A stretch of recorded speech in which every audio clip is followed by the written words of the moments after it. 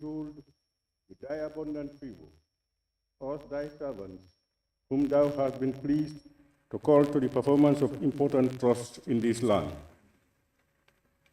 Let thy blessing descend upon us here in this house assembled.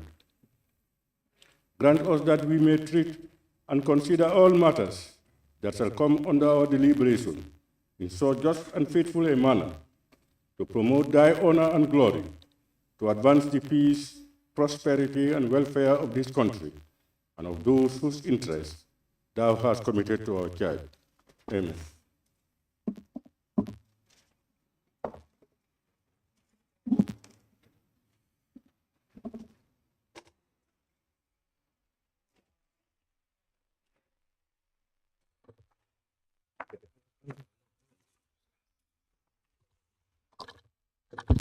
Correction and approval of records of votes and proceedings of the National Assembly sitting of Tuesday, 5th March 2024.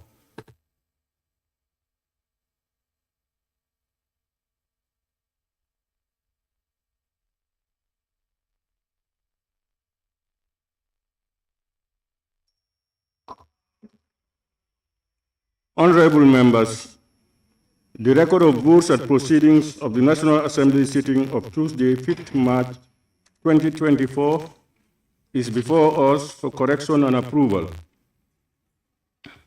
Can any honorable member please move a motion for the correction and approval of the said record of votes and proceedings? Maimuna. Honorable nominated member, Maimuna Sise. Thank you, Honorable Speaker. I rise to move the said record of votes and proceedings of the National Assembly sitting of Tuesday, 5th of March, 2024. Moved. Honorable members, any seconder?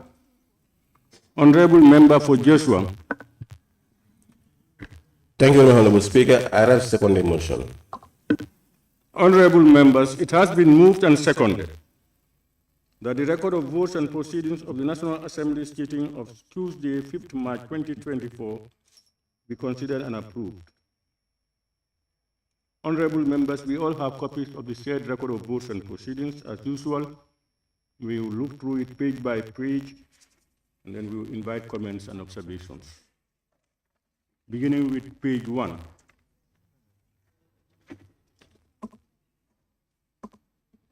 Page 1, Honorable Member for Sani Mentereng.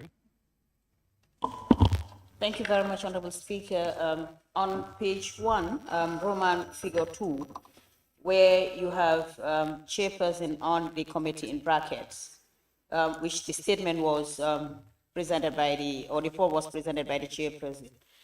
Instead of chairperson on the committee, it should have been chairperson of the committee. Thank you.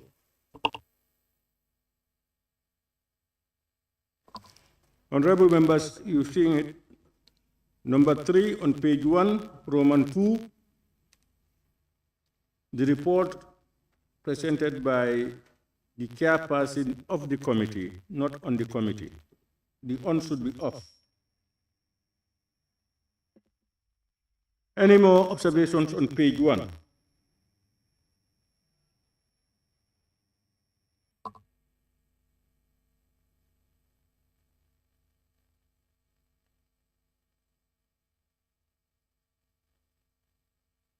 Members, we now move to page 2.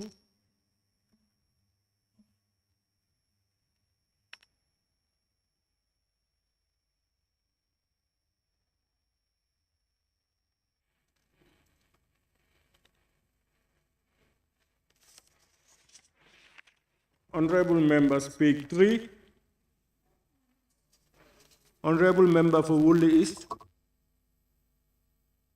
Just a typo. When you go down, laying of papers and reports, that caption, instead of the S, is the D, huh? You've seen it?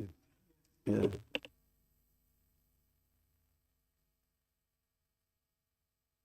Clear. Number 2, laying of papers and reports. Yes? And in the next paragraph, 1 is human rights instead of human rights. The name of the committee is Committee on Human Rights.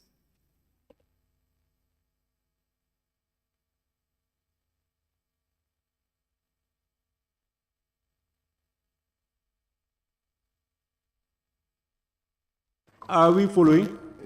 Okay. Honorable Member for Fonyi Bintang. Thank you, Honorable Speaker. Page 3, the following members were absent with permission. Bakari K. Baj. I am a quorum maker. I am not usually absent, sir. I was not absent yesterday. Number 55. You were not, what did you say? I was present. Yes. Okay. So, honorable members, number 55 should move from those absent with permission to those present, huh?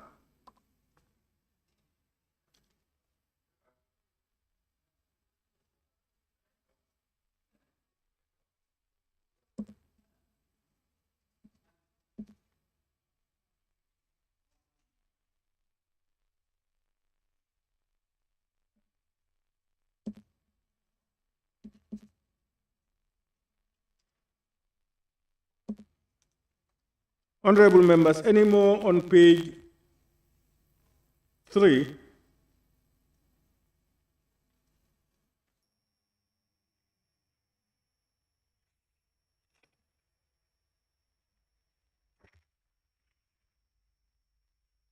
Honorable members, we now move to page 4.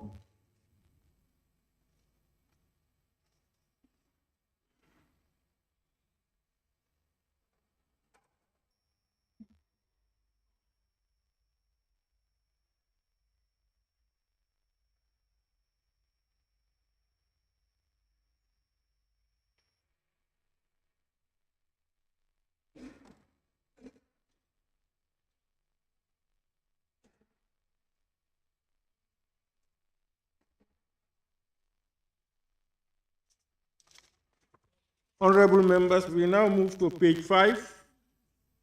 Honorable member for Woodley East. Yes, thank you. If you come to suspension and resumption, the sentence under it, the second line, assembly for prayers, then there is a 30 minutes there. I don't know what that 30 minutes is doing. You've seen the 30 minutes. We need to Yes.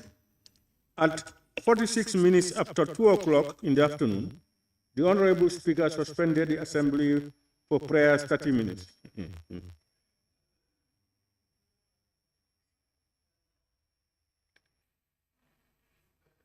Yeah, I think what they want to put was the House was suspended for 30 minutes for people to go and pray. I think that was it. I don't know.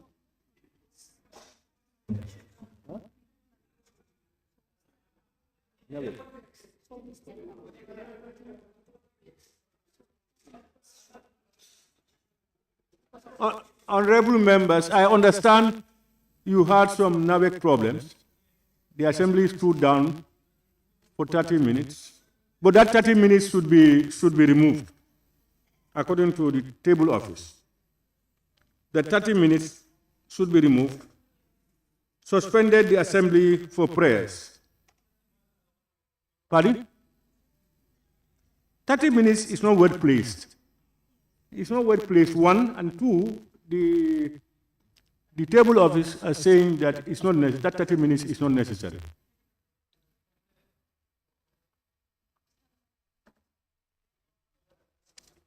Honorable member for Sani Mentoring.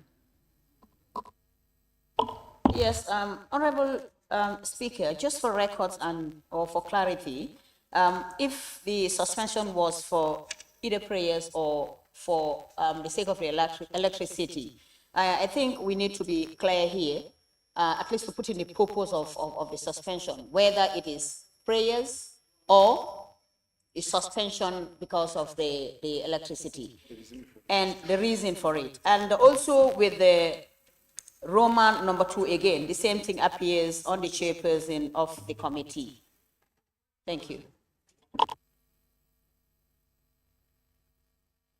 Honorable members, I don't know what you want, but so far the assembly was suspended for prayers. I think that should suffice for everything. The nitty-gritties, the details, we tend to avoid.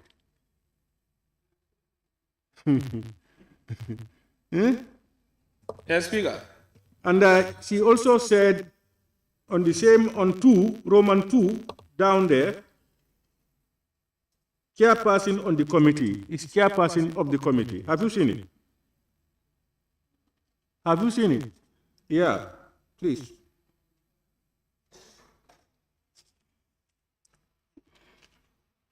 Any more on page 5? Yes, Honorable Member for Fonyi Councillor. Yes, the same page 5, end of debate. At the invitation of the Speaker, Honorable Suleiman Jame, member for Bundung Kakunda and mover of the motion, I want you to see whether we said move the motion. He's trying to say is Honorable Suleiman Jame was the mover of the motion.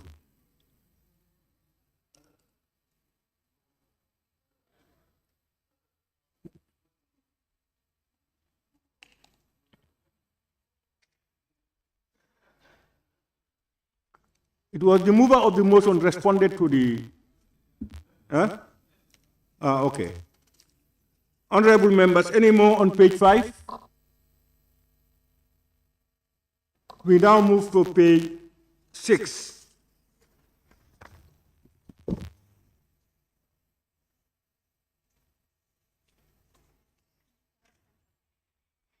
Honorable member for Jara Central. Thank you very much, Honorable Speaker. On page 6, question put and agreed to. The report was adopted. It was adopted without amendment, so we should capture that.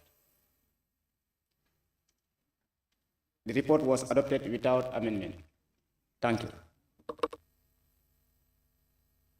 Honorable members,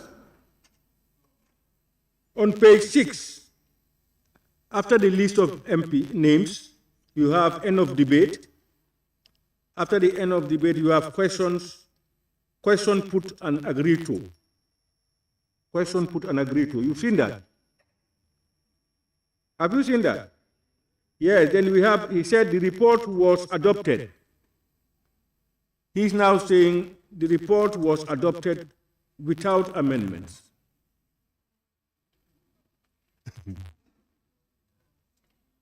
Let's have inviting comments. Yes, Honorable Member for Parliamentary. Honorable Speaker, I think this sentence is clear because hadn't been there was an amendment, it would have been indicated in the sentence that the report was adopted with amendment. But whereas there is no clarity on that, means it is clear that the report was adopted without any amendment. So we don't need to put it here. Thank you. Honorable Member for Olyundum. Yes, Honorable Speaker, on Roman figure 3, on page 6. Can we clear this one out? Oh, okay. Can we please clear this one out? I tend to agree with the member for Sani Mentoring, but what are your opinions, honorable members? The report was adopted, would naturally mean there were no amendments. If it was qualified to say it was adopted with amendments, if there were amendments, it would have been placed there. But what are your thoughts? Honorable Speaker, the reason why I came up with this is because there are... No, I said Honorable Speaker. No. I'm not from Badibu Central. Though we say Centrals, but I'm not from Badibu Central. Honorable Speaker, the reason why I came up with this is because there are some instances where it will be mistakenly captured that adopted, and then without capturing the amendment. So this is the reason why I came up with this. So, but if at all we can have a unanimous agreement that any time that a report is adopted without any amendment, that's what will be stated, then it's fine to continue like that. Thank you. Yes, Honorable Member for Wooley. Honorable, I also want to agree with the member for Sadmin. Once If we want to emphasize that it is without amendments, we will put that there. But since we did not put that there, it suffices. That suffices, huh? For Jara, you are satisfied? It's Jara Central, yes. Jara Central, rather, sorry. Yes, thank you. Yeah, so I wish we were doing this in Fula, Mandinka, and Wolof. Honorable members, any more on page 6? Yes, honorable member for Olundu. Yes, Honorable Speaker, on Roman figure 3, report of the National Assembly Standing Committee on Public Enterprise, Toto, NAWEC, Social Security, and JRT. I just want to suggest this. Maybe there may be some errors, but the one I wanted to correct is the word, the tour was not for pleasure. Can we also add an oversight visit to these, specific institutions to make it more? Do you want to add, and where? It's an oversight visit. It's not only tour.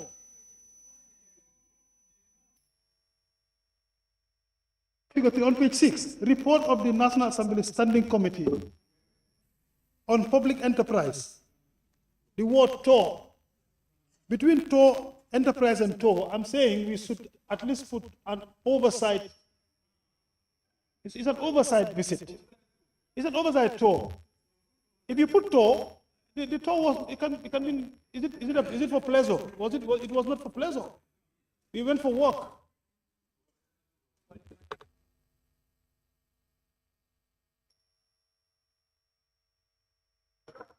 Thank you, Honorable Speaker. Honorable Speaker, this is a report.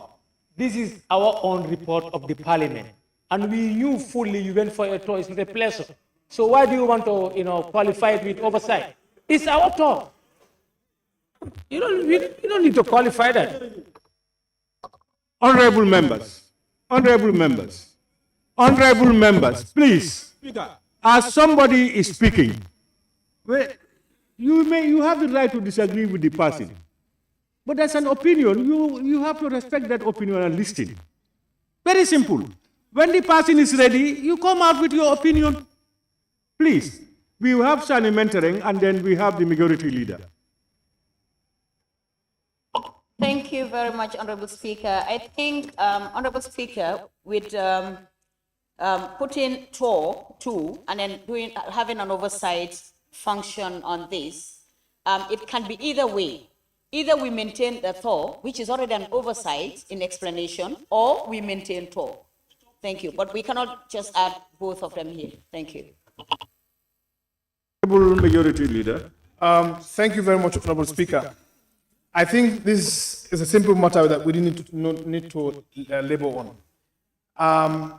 The votes and proceedings are a reflection of what transpired yesterday, and on our report, they have reported verbatimly what is captured on the report. So any alteration, we have to amend. It's a good suggestion.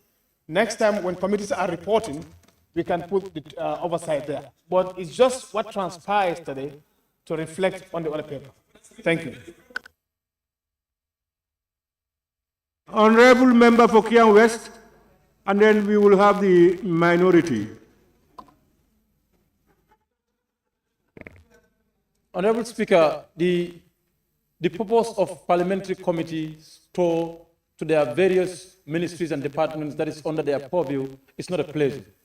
Whether a visit or a tour or oversight visit is not for pleasure. That is not fitting here. So we could make an amendment to say oversight visit, but the tour was purposely oversight visit, nothing but oversight visit. So it makes no difference. So it's not for pleasure. I think Honorable Deputy Speaker knows it. Deputy Majority Leader knows that.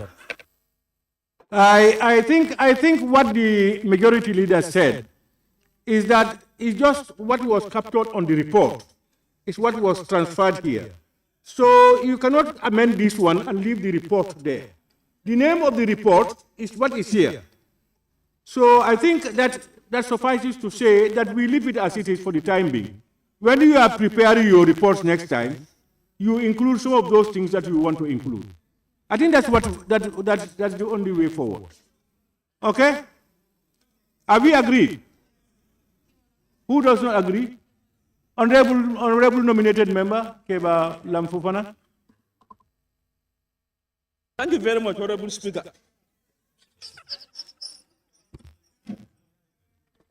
Usually these coringos, I don't know whether you call them coringol or wala. Sometimes you tend to believe in the past. Those days are gone. Yes. Thank you, Honorable Speaker. Honorable Speaker, yes, the Honorable Majority Leader have a point, but if at all we listen to the Deputy Majority Leader very well, what he's trying to propose is, let the caption there carry the weight of the visit. And I believe it is never late to make amends. If we agree that the caption should carry the purpose and intent of the visit, I strongly propose that we can do the amendments now, and henceforth we follow suit in subsequent visits. Thank you. Minority Leader and member for Brikama North. Yes. If amendments should have come, I think that was supposed to be yesterday. The other paper could be amended to reflect what sounds best for the title of the report. Since that amendment of the other paper did not apply yesterday, what we are doing is what transpired yesterday. So accordingly, that was what the table office quoted. And it reads, Report of the National Assembly Standing Committee on Public Enterprise Store to navigate Social Security and GRTS. Since that was not amended yesterday, that was exactly what they quoted, and we cannot amend that. Honorable Member for Latrikunda Sabiji.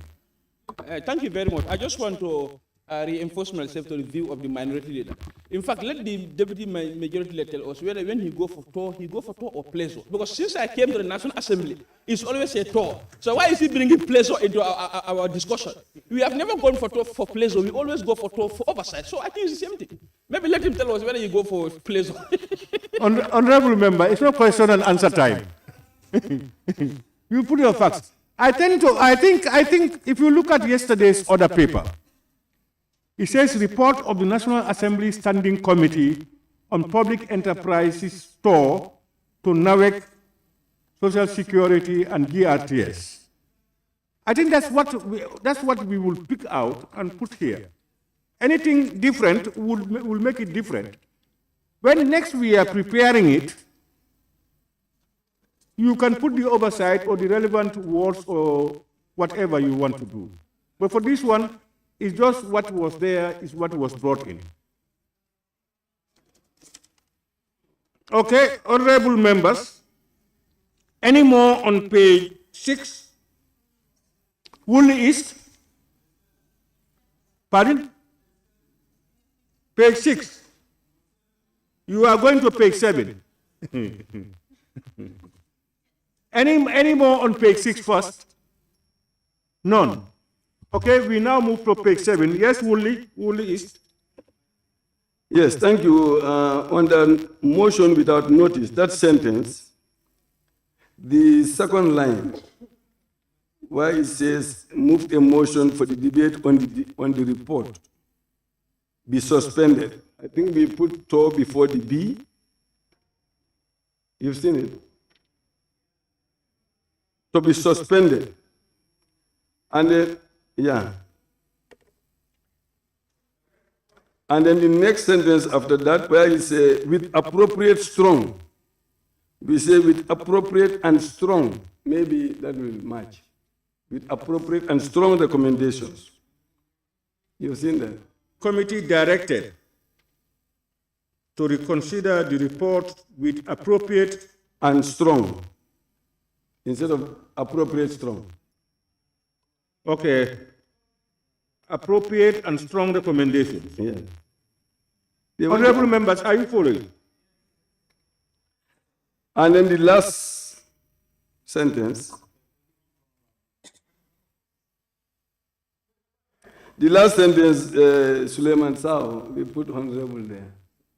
The last sentence?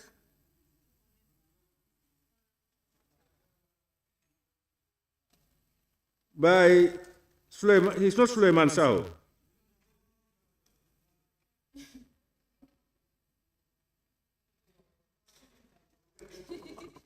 Or you put the honorable before the Suleiman Sao.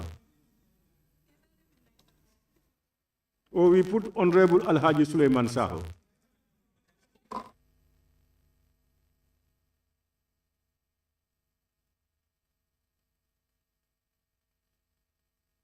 Honorable members, any more on page 7?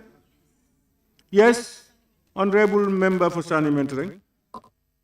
Yes, thank you very much, Honorable Speaker. And on the same page, which is page 7, the last two sentences, which in explanation is the same, which reads, the assembly was divided on voice note and a division was called. And the next sentence says, the assembly voted on division and the results were announced as follows, and where you have the votes underneath. Both sentence means the same. I think one can be omitted and we leave the other, because these are the same explanations in detail. That's my opinion. Thank you.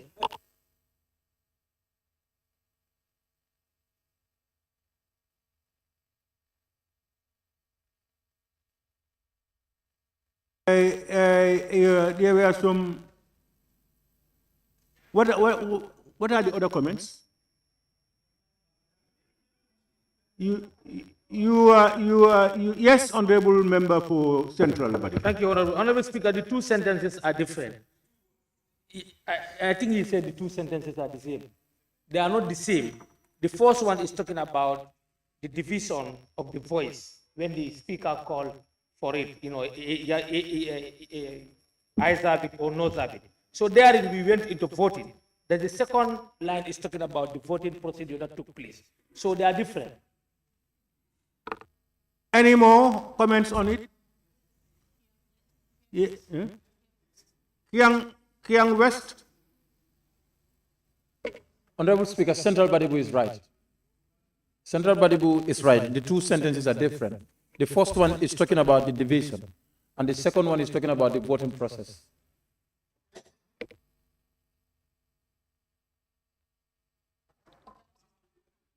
Well, Honorable Speaker, I disagree that the two sentences are different, because in the second sentence, where you have the voting was done on division.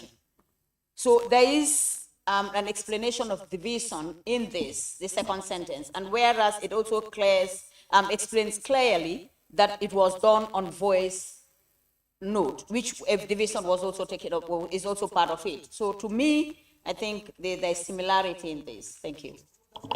Express that. You express that. People are expressing differently. So we listen. Jara Central. Honorable Speaker, member for Central Badibu is right. The two sentences are never the same. They explain different things. Yes. Honorable members. Yes? Yes, read now. Yeah, I think it looks like they are different. Huh? One is the assembly was divided on voice vote. It was divided on voice vote, and therefore a division was called. When a division was called, the assembly voted on the division, and the results were announced as follows. I think it's explicit now. All right, and now, any more on page 7? East. Huh?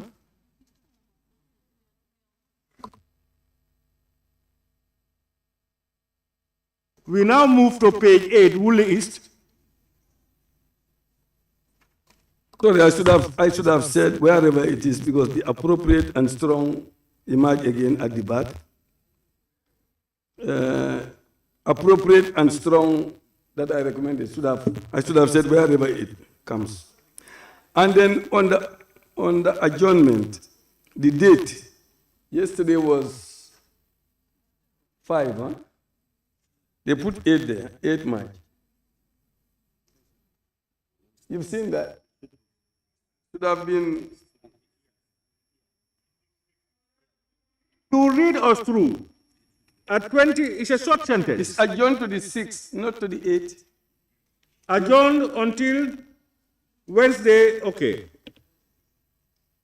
Adjourned until Wednesday, the 6th March. Huh?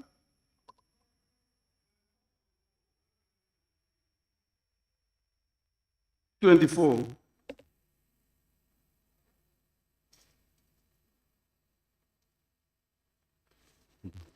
Probably the table office, they were dosing at the time.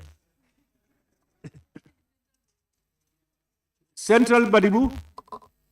Honorable Speaker, I don't know what the member of Woolly is talking about here, but I believe the committee was directed to reconsider the report with appropriate recommendations or strong recommendations.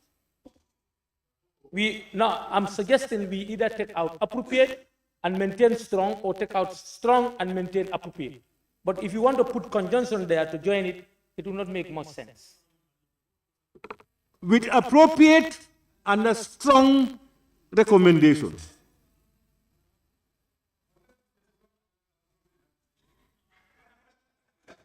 What I wanted to say, the recommendations that they put up yesterday, it was not that it was not appropriate.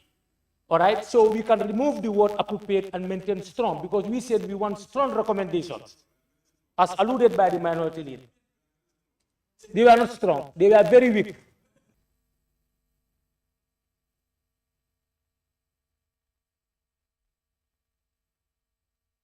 Our problem is we have corrected it earlier.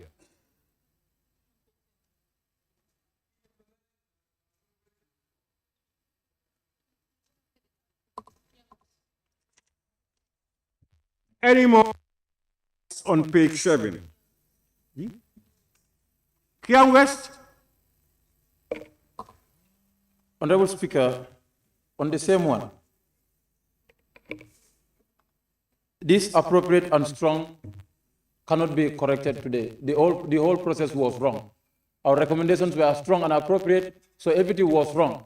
So, and there were recommendations on the report. So every process that we arrived at this conclusion was wrong.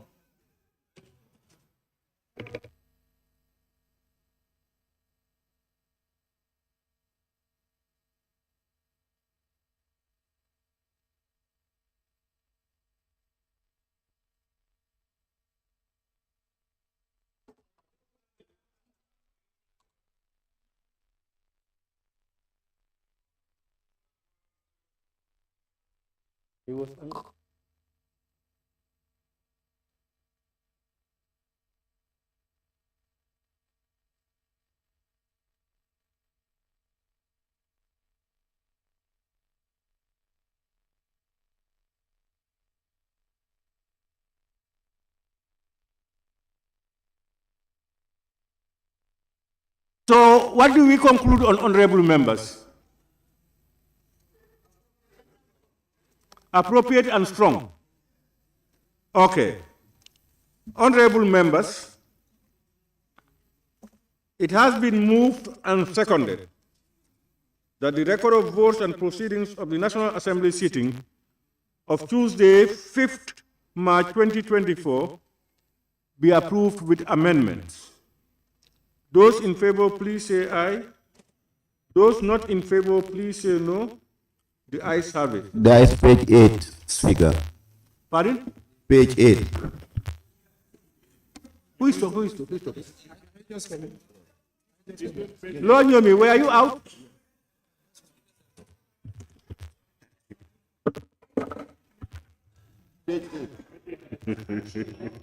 Okay, disregard. Clerk, can we proceed, please? Questions for oral answers.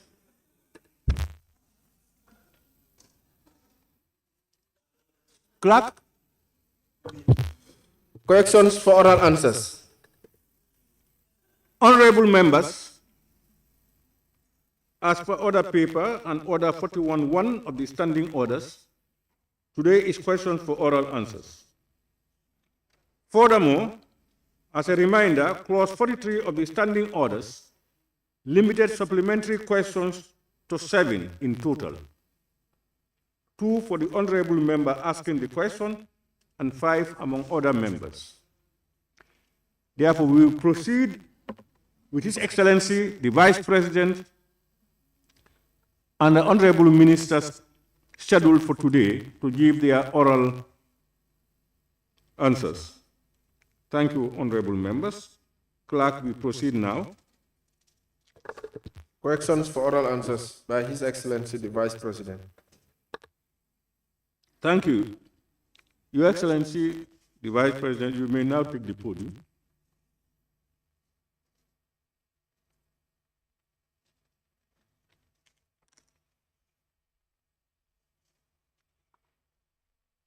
Questions for which due notice was given to His Excellency, the Vice President, by honorable member for oral replies.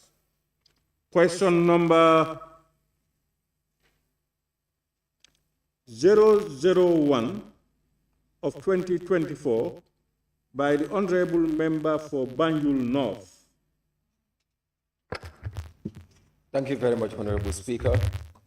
Honorable Speaker, with the enactment of the Anti-Corruption Act, could His Excellency the Vice President specify to this August Assembly when the Commission will be established for its implementation? Honorable Speaker, I acknowledge the question and humbly request the Honorable National Assembly member to redirect the question to the Honorable Minister of Justice, Honorable Minister of Justice, under whose purview the said portfolio falls.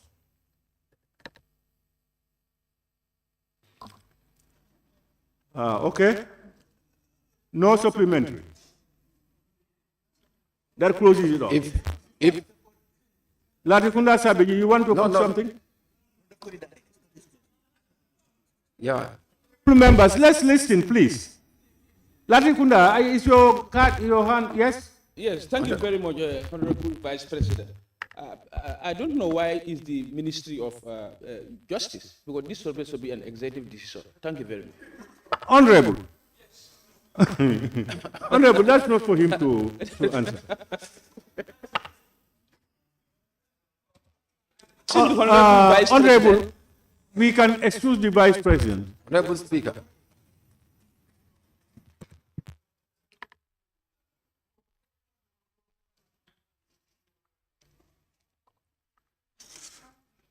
Yes.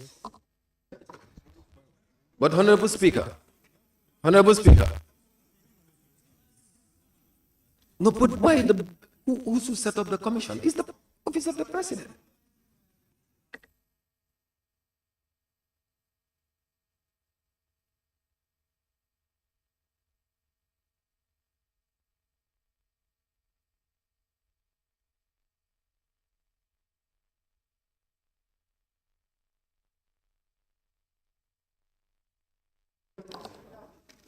Yes, honorable members. Honorable Speaker. Banjul North. Yes, I just want to have clarity on this because I believe the setting up of the commission should be the office of the President. And if I can remember, I sent this question to the office of the President and I realized that it was delegated to the offices, to the office of the Vice President. So I really don't understand what the Vice President is telling me right now that I should send it to the Minister of Justice.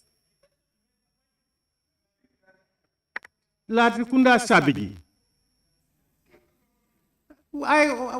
Sometimes you send the question to the office of the President. The office of the President is represented in Parliament by the Vice President. So he's rightful here because the question was sent there. The response to you is redirect the question to the Attorney General. It's not said to the relevant authorities. He said to the Attorney General, meaning they are better qualified to tell you who is responsible.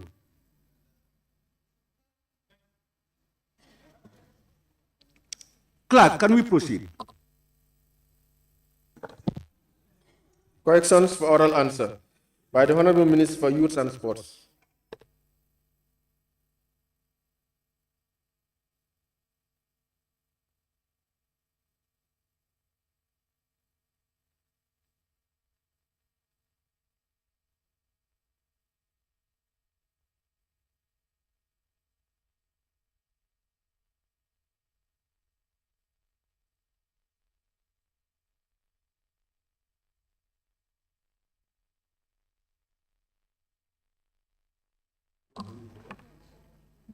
Honorable Mayor, questions for which due notice were given to the Honorable Minister for Youth and Sports by honorable members for oral reply.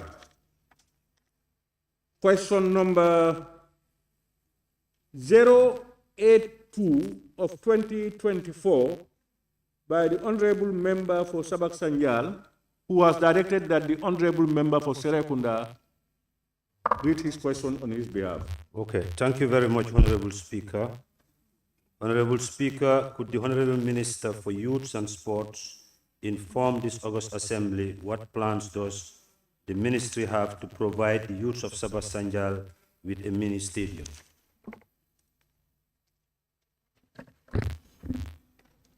Good morning. Honorable Speaker, I wish to inform this August Assembly that the Ministry of Youth and Sports has plans to expand the construction of mini stadiums and general sport infrastructure countrywide. However, these developments require funding, for which we do not have the budgetary allocations at the moment. Once funds are available, the Ministry will assess and consider more areas for sports infrastructure development.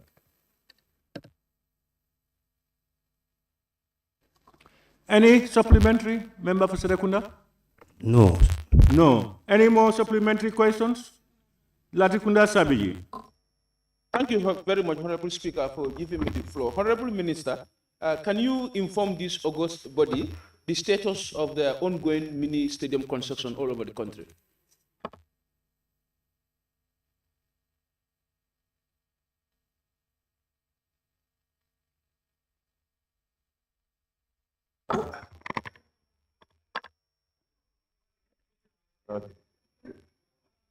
Oh, yes, sorry, I know his question.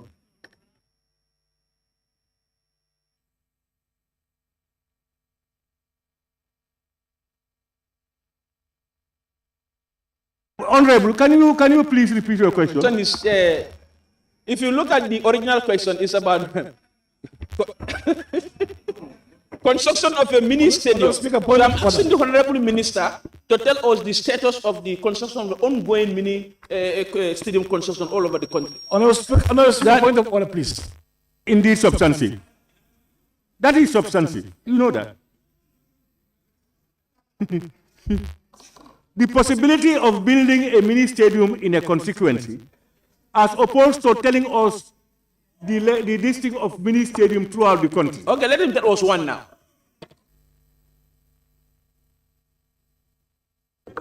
Thank you. Honorable Speaker, thank you. Honorable Minister, you said there are plans to expand construction of mini stadiums in the country. But do you have features of these mini stadiums that you intend to do in the future? What are the qualities that we can see from them?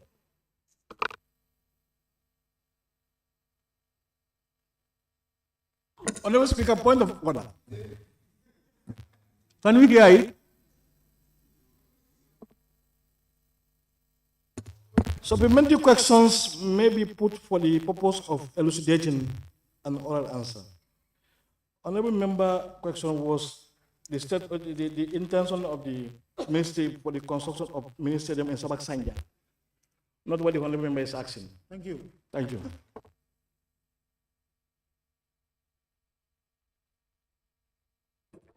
Your point of order is withheld. Honorable Speaker, no. Honorable Speaker, can I come, please? Honorable Speaker, can I come? Honorable. Honorable Speaker, Honorable, please. No, I will argue. Honorable, please.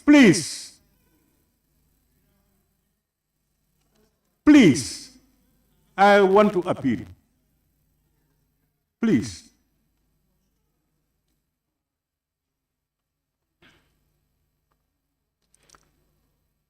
Question number, there is supplementary. Pony Councillor. Yes, thank you very much, Honorable Speaker. Honorable Minister, as you have alluded, funding is a challenge. Do you have any propose to the said constituency in future? If yes, what is the level of preparedness? Do you have any? The minister alluded that funding is a challenge as per the said. Point of order, Honorable Speaker. Point of order. Yeah, the minister alluded in his response that funds is a challenge for mini stadium in the constitution. I'm saying, is there any proposed plans for the said constitution? If yes, what is the level of preparedness in that? I myself don't follow the question. The minister said there are constraints in funding. Yes. If funding is available, it will be looked into. Now, No, your question is,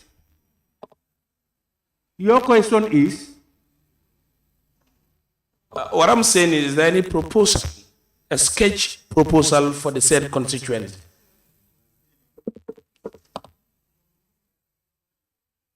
Point of order. Point of order. Yes, can we hear the point of order? Honorable Speaker, point of order 43, supplementary questions. Supplementary questions may be put for the purpose of elucidating an oral answer.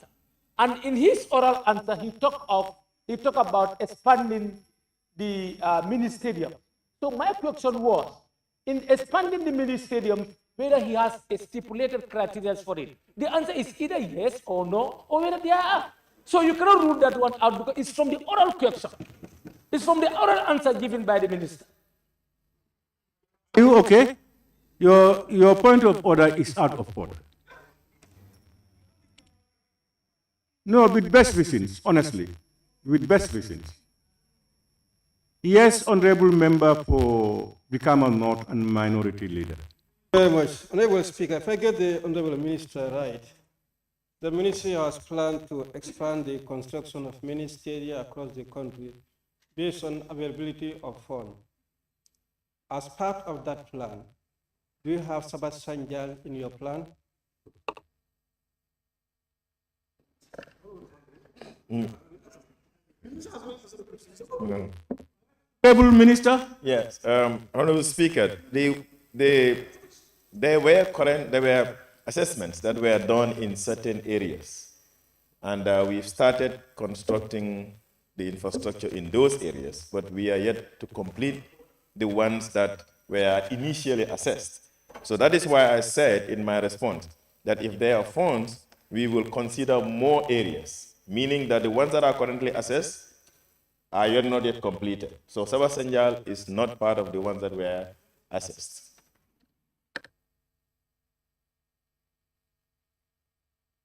Honorable member for Same. Thank you very much, Honorable Speaker, for giving me the floor. Honorable Minister, you mentioned that is because of funding, since your intention is to expand. What is the first thing that you consider before identifying a particular community? There were baselines, mostly identifying areas that are considered to be the zonal center for football specifically. So if you go to most of these regions, there's a particular area, for instance, where most of the activities in sports takes place, and those are the ones that we are developing. So in Sierra, for instance, Janjambure is one example that was considered. If you go to Fonyi, Buyam is one area that was considered. So it's more about the centrality of the village or the town. Honorable member for Sani Mentoring. Thank you very much, Honorable Speaker. Honorable Minister, as funding is a constraint for the Ministry of Youth and Sports in constructing a mini stadium for Sabah Sanjal in particular, do you consider putting it in the next budget to at least to consider putting up a structure, a mini stadium for the next year for Sabah Sanjal in particular? Thank you. Honorable Speaker, if I'm going to be frank, Sabah Sanjal as a specific area, like I said, is not part of the current plans. There's some, like for instance, Bara, Kaur, Farafenye, that were assessed, and we have not done yet. So if you have the funds, we will focus on those areas initially before doing a new assessment. But of course, With more funding, we would assess more areas. Honorable members, question number 083 of 2024 by the Honorable Member for Bakau. Thank you very much, Honorable Speaker. Honorable Speaker, could the Honorable Minister for Youth and Sports inform this August Assembly on the status of the Independence Stadium and how prepared and committed is the ministry to acquire a new stadium for the country? Honorable Speaker, I wish to inform this August Assembly that the second phase rehabilitation and remodeling works at the Independence Stadium will soon commence, as we have been notified of the availability of funds by the Ministry of Finance. The tendering process has been completed and contracts for the continuation of work as per the CAF guidelines have been signed last week. Honorable Speaker, on the issue of the new stadium for the country, the ministry has developed a plan for a 30,000 capacity stadium, and the land has been confirmed in Lament Village, West Coast region. However, government cannot at the moment finance such a multi-million-dollar project from local funds. The ministry, in collaboration with the Ministry of Transport, Works and Infrastructure, is looking at the possibility of financing options. Any supplementary? Yes, Honorable Speaker. Yes. Honorable Minister, with the current situation of the Independence Stadium, as you've just mentioned that your ministry is not in position to acquire a new stadium, but with the condition of the Independence Stadium, is it not an important thing for the country to acquire one as soon as possible?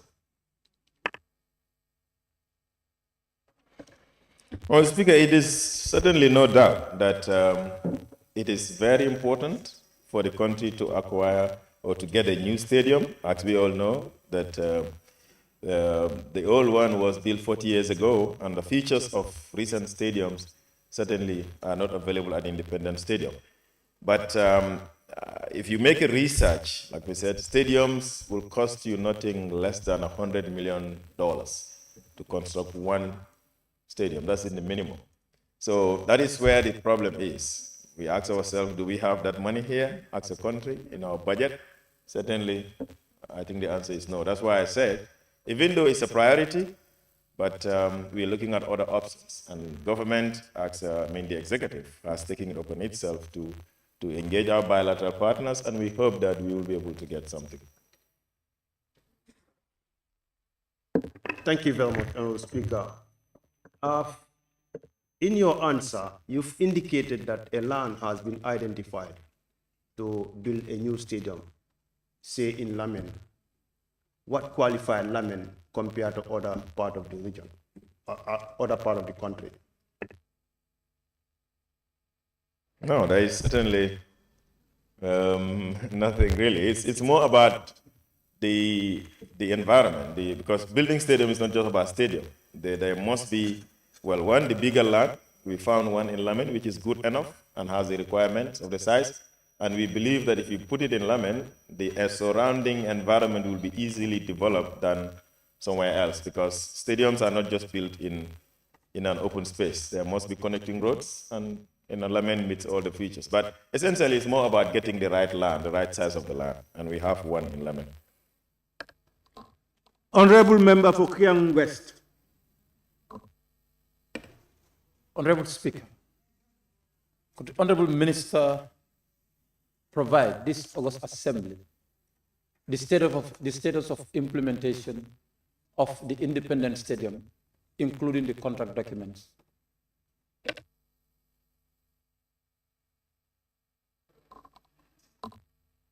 May I hear your question, please? My question is, could the Honorable Minister provide this August Assembly the status of implementation of the Independence Stadium, including the contracts documents to be provided? Honorable Speaker, point of order.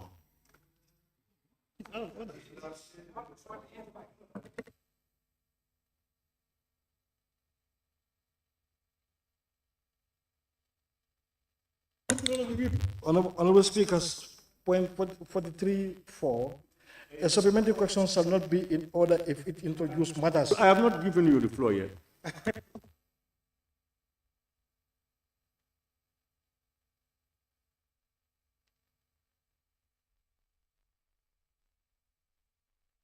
I was just being informed that this request has been fulfilled by the Honorable Minister and is with the table office and the library.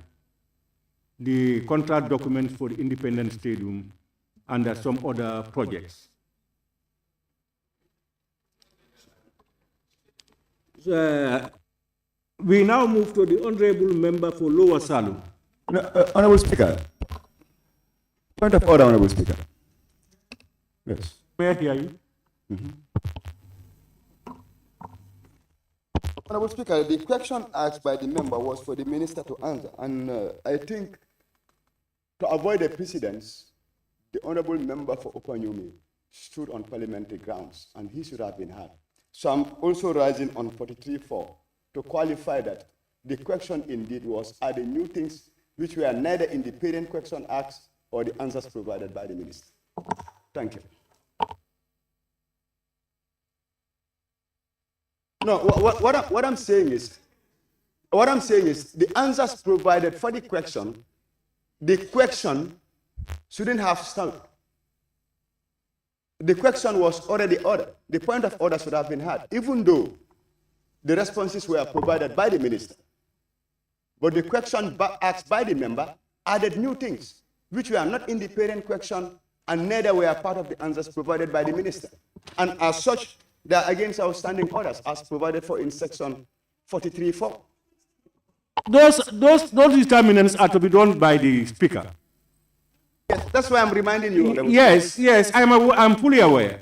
What happened was, I think, is it the member for Opanyomi stood up sometime whilst I was having word with the table office, and he was talking, and I was not going to hear him.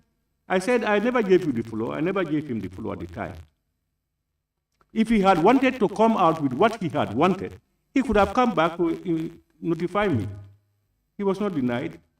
Thank you. Thank you, Honorable Speaker. I understand. And that the information I gave was for common in consumption. It was given to me by them.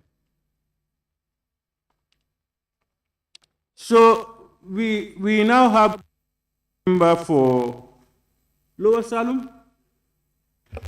Thank you, Honorable Speaker. Honorable Minister, I can see you are not good in lobbying. Honorable Speaker, Honorable Minister, with your ministry, are you ready to make any budget line whereby any budget session that we can commit ourselves of building this new stadium, putting monies there for our future youngsters?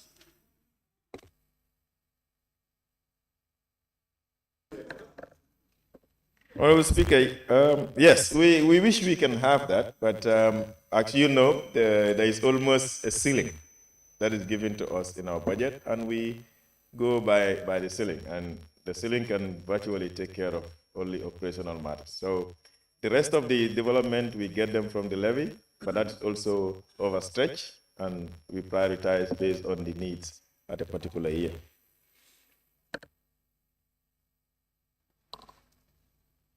Honorable Member for Jesua. Thank you very much, Honorable Speaker. Honorable Minister, in your response, you made mention that the second phase of the project is already signed. My question is, part of the contract, is there any inclusion of the roads that links to the stadium? Are they part of the contract?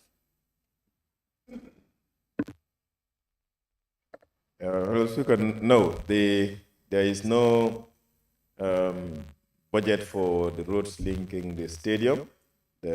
Our assumption is that what is being constructed currently in Battle Harding will serve as the main road to the stadium, and the ones that goes into the stadium are good.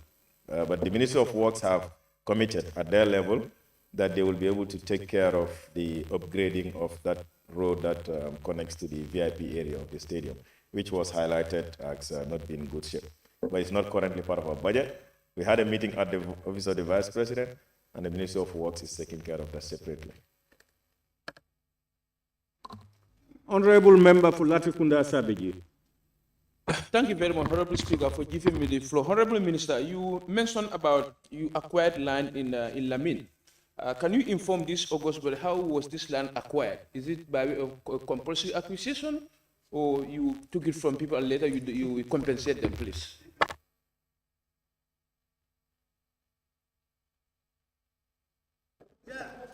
Sanya, you are out of order. Who said I'm out of order? Who said it? Speaker, no, it's not compulsory accusation. There is a land that has been there for a long time, and the people of Lamin knows about it, and they have made an offer that it was meant for sport infrastructure, and it has not been utilized. So we agreed with them, and government takes part of it, and the community takes a part of it.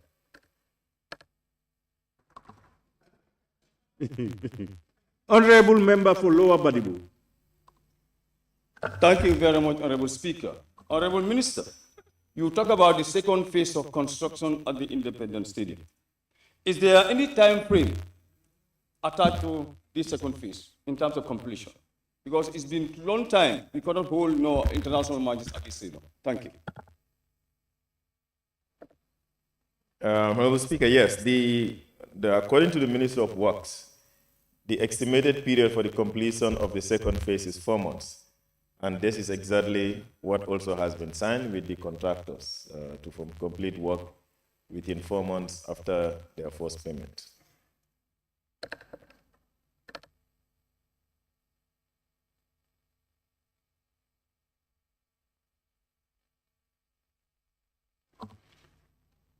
Question number 084 of 2024 by the Honorable Member for Bundung Kakunda.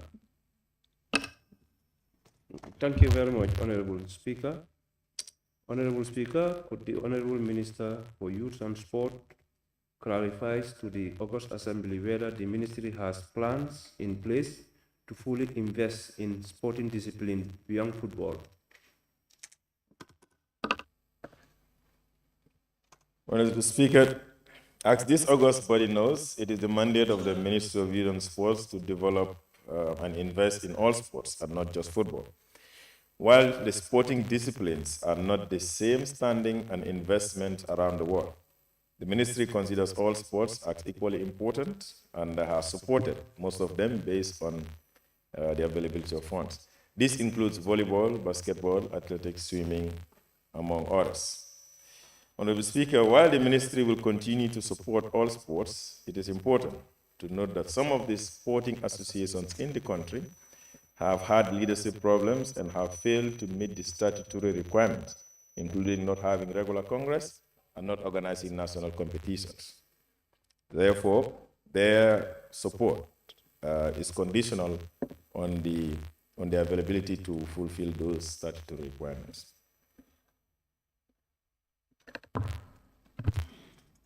Thank you very much.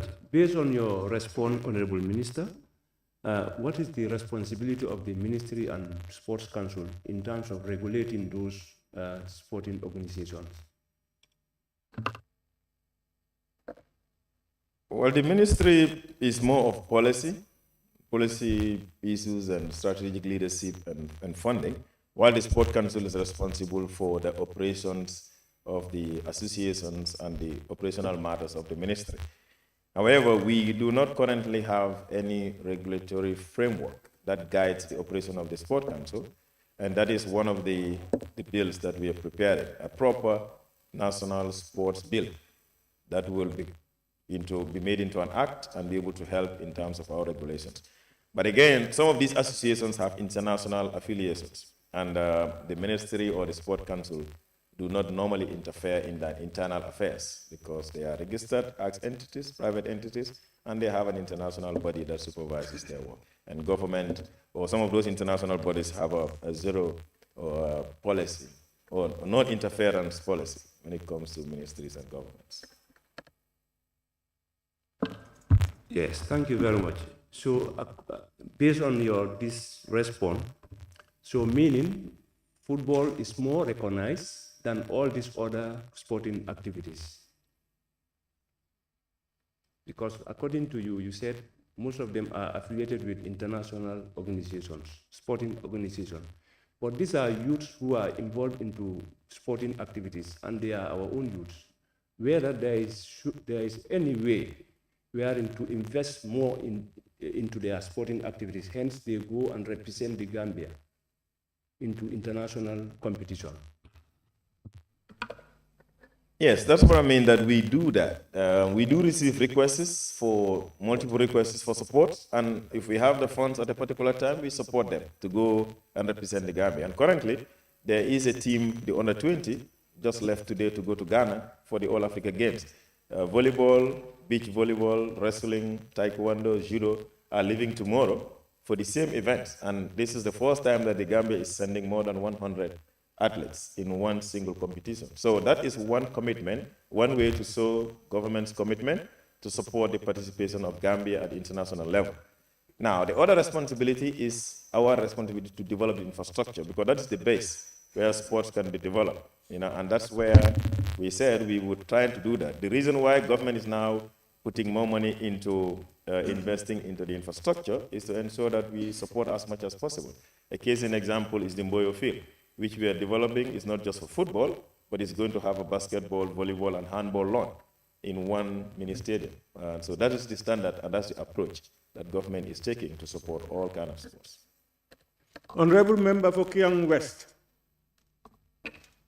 Honorable Speaker, thank you very much. Honorable Minister, can you clarify, when you say leadership problem in those sporting organizations, what do you mean by leadership problem? Now, I made reference to one. I said, for instance, their inability to organize congresses. When you have a sport association that is led by one executive for many years and they don't go to Congress, and there is virtually no change in leadership. That is one of the things. The other part is about accountability. Some of them do receive funding from their international affiliates, but because government cannot interfere in what they do, the funds are spent in things that probably are not meant for it. So these are some of the challenges that I am referring to, but like I said, they are private organizations that register as private bodies, and their members are the ones that have a right over them, and not government. Honorable nominated member, Keba Lamfufana. Thank you very much, Honorable Speaker. Honorable Minister, in your response, you did indicate that many of these sporting organizations are not holding regular congresses, and again, accountability is a problem. Honorable Minister, having been aware of all of this and knowing the consequences, what is the ministry really doing to remedy the situation? Well, the only way out is to have a law that regulates associations' operations. And like I said, we are hoping that we will finish. We just submitted the draft Gambia Sport Bill to the Minister of Justice, AG Chambers, for advice. And once it comes here and it's passed, then it becomes the law that will now regulate all associations and direct the operations and the linkages between the athletes, the association, and the associations and the ministry. And that was not there before. We only have a Sport Council Act that establishes an office called the Sport Council, but there are no regulations, no acts to dictate what happens. And that is the practice in other countries. They have what they call a Sport Act, and the Sport Act directs the operations of everyone. And if you fail to meet up with the requirement, then the ministry can deal with you in line with the law. But we do not have that law, and we are now proposing that.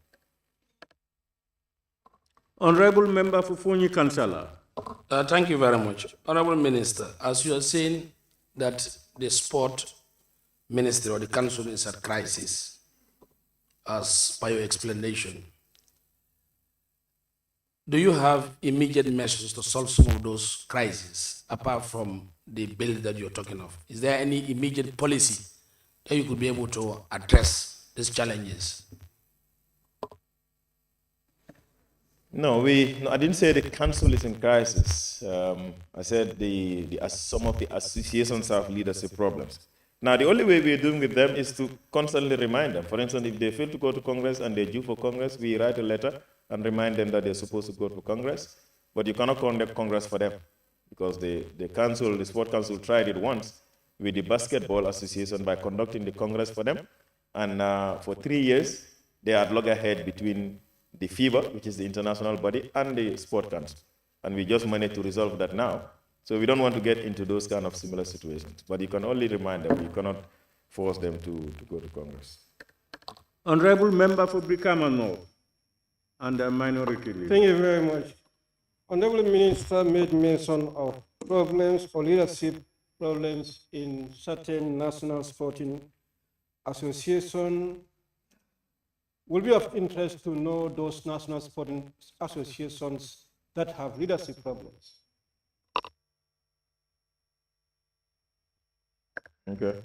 Okay, we will consult with the Sport Council and can provide you a list of those associations that have issues among themselves. Honorable Member for Joshua. Thank you very much, Honorable Speaker. Honorable Minister, you made mention of interference. And then I think my only question to you is, we have associations that are affiliated with you, and they do send our own Gambians to go and participate in the name of this country. What is the problem between you and them for not interfering on the way they're supposed to do their process? As far as they are sending this country out, they are representing this country outside the international competition. Honorable Speaker, no, there is certainly no problems. And what we do is to not align ourselves with what they do. For instance, if an association writes and they have not met up our own requirements, then we don't support. You know, that's one of it. And or when they have activities here, we don't get engaged because that's the only thing we can do. But in terms of why are we not able to interfere because we are government associations, I did say that. I said associations are registered as an association and they are affiliated to us. But our regulation is not very strong in terms of how to manage them. And because they have an international body, and some of these international organizations also have a non-interference policy, we have to go by that, because at any time you interfere in what they're doing, the country is sanctioned, and then you don't participate, and that also means the athletes will have to lose that. And the athletes are not the ones that are the problems, it's more of leadership. So it's a matter of compromise sometimes, wherein you look at the interests of the athlete and do something for the athlete, and not to be judged by, or not to judge the leadership of the association and deny them certain rights or privileges that they need. That's all. But because the question, I understand the genesis of the question, because we've talked about it in the past, where some of the associations said, oh, we go there, they don't support us. There's a reason why. And that is what we want them to regularize. Thank you. Question number 085 of 2024 by the Honorable Nominated Member Fatou K. Jawara, to be read by Honorable Nominated Member Maimouna Sise. Thank you, Honorable Speaker, for giving me the floor.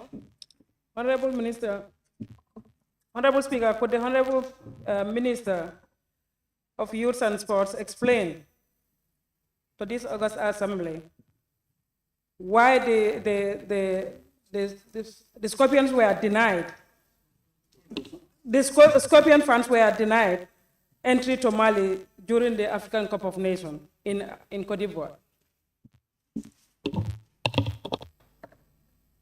Honorable Speaker, I wish to inform this August Assembly that the Scorpions Fans Club has never been denied entry into Mali. The Scorpions Fans Club was among the delegation that traveled in the chartered flight to Ivory Coast together with officials of government and the GFF, media personnel and others. The group that traveled by road to Cote d'Ivoire and was initially denied entry into Mali is called the Smiling Coast Fans Club, the private group that made their arrangement to travel by that made their own arrangement to travel by land. They were stopped by the Malian authorities because they suspected them to be youths trying to embark on the irregular backway journey. However, with the ministry's intervention and the support received from the Gambian embassy in Dakar, they were given the necessary documents and later on allowed to proceed.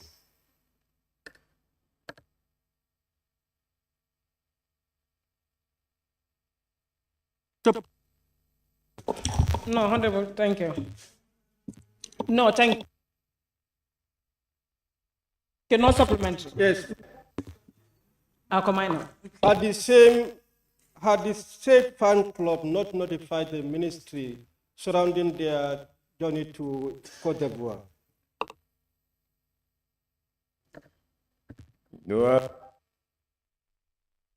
We were aware because they wrote to us requesting for support, and we gave them some little support and also wrote a letter for them to show that they are a Gambian group that is traveling to Cote d'Ivoire to support the Scorpions. But the Malian authorities were, they didn't want to take that document. They said they want a document that would come from the Ministry of Foreign Affairs or from the embassy, and we intervened and got His Excellency, the ambassador in Dakar, to do that letter for them.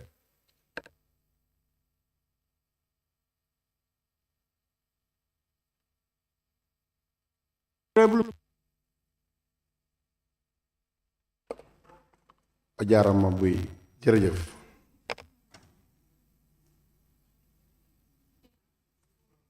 Huh? No supplement. I was just trying to thank him for that effort in local language.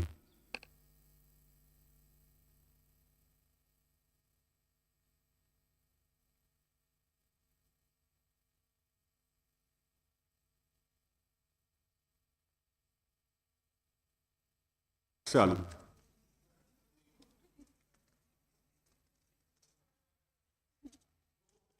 Always below, always under.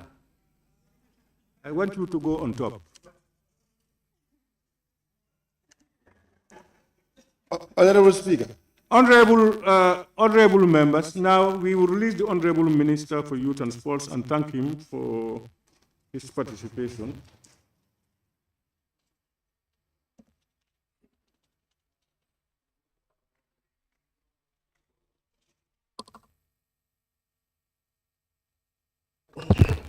Questions for oral answer by the Honorable Minister of Finance and Economic Affairs. Thank you, Clerk. The Honorable Minister for Finance and Economic Affairs may now take the podium. He's not around.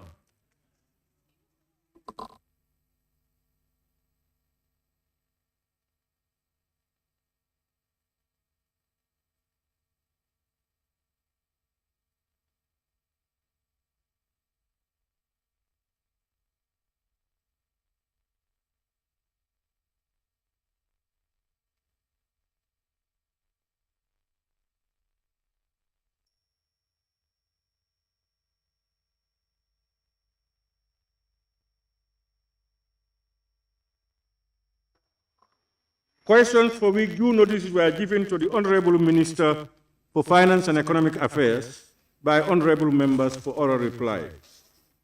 Question number 049 of 2024 by the Honorable Member for Bakau. Thank you very much, Honorable Speaker.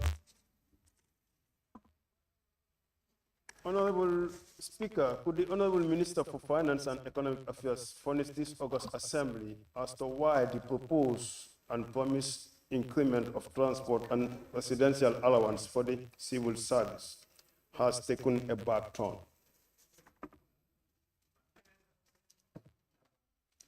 Good morning, Honorable Speaker. The promised increase in transport residential allowance spearheaded by the Ministry for Public Service and the Cabinet approval of the increment has not indicated an effective start date. Therefore, I kindly request the Honorable Member to redirect this question to the Ministry in charge of this matter. Thank you.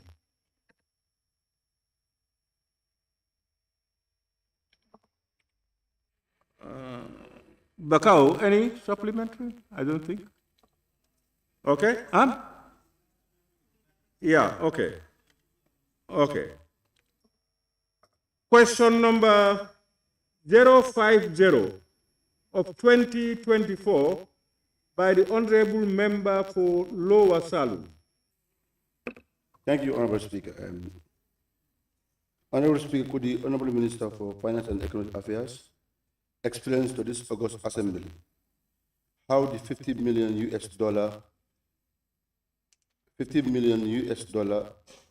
equivalents to $3.4 billion loaned with Badia for trade financial facilities was implemented and who are the beneficiaries? Honorable Speaker, the current beneficiary of the $50 million facility from Badia is Jar Oil. Prior to the unlending of the facility, the Ministry of Trade, Industry and Employment led the process of engaging all interested Gambian-owned companies on the requirements and conditions of the facility. The meetings were held with the potential interested Gambian-owned private companies to discuss the terms of the financing, including the eligibility requirements and conditions precedent to the financing. It is important to note that the access to the facility required a one-off, non-refundable upfront administrative payment of $48 million, which must be paid by any interested company, and a deposit of a corporate guarantee equivalent to the amount of the lending, that is $50 million.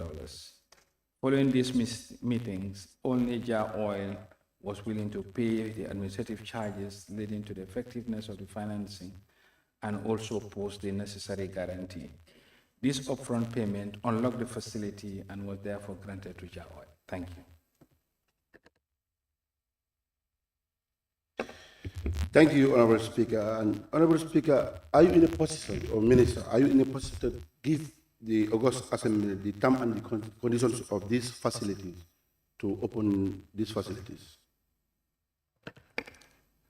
Honorable Speaker, this facility was ratified by the National Assembly, and during the ratification phase, the financing agreement, which has all the terms and conditions, were shared with this August Assembly.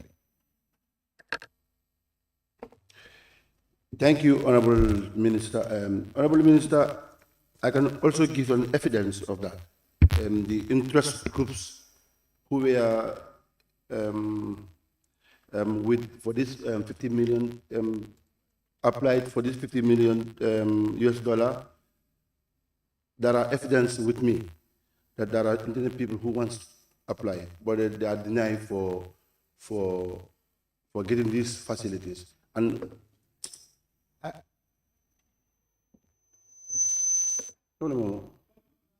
please, Honorable Member.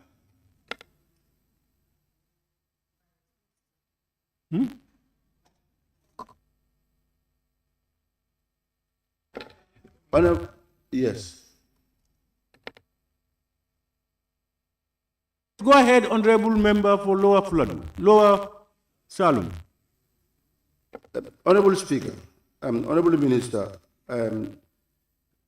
it's evident that there are people or companies who intended to go for this facility, where in fact they make a joint invention whereby able to track out these facilities, but they were denied for access to get this money.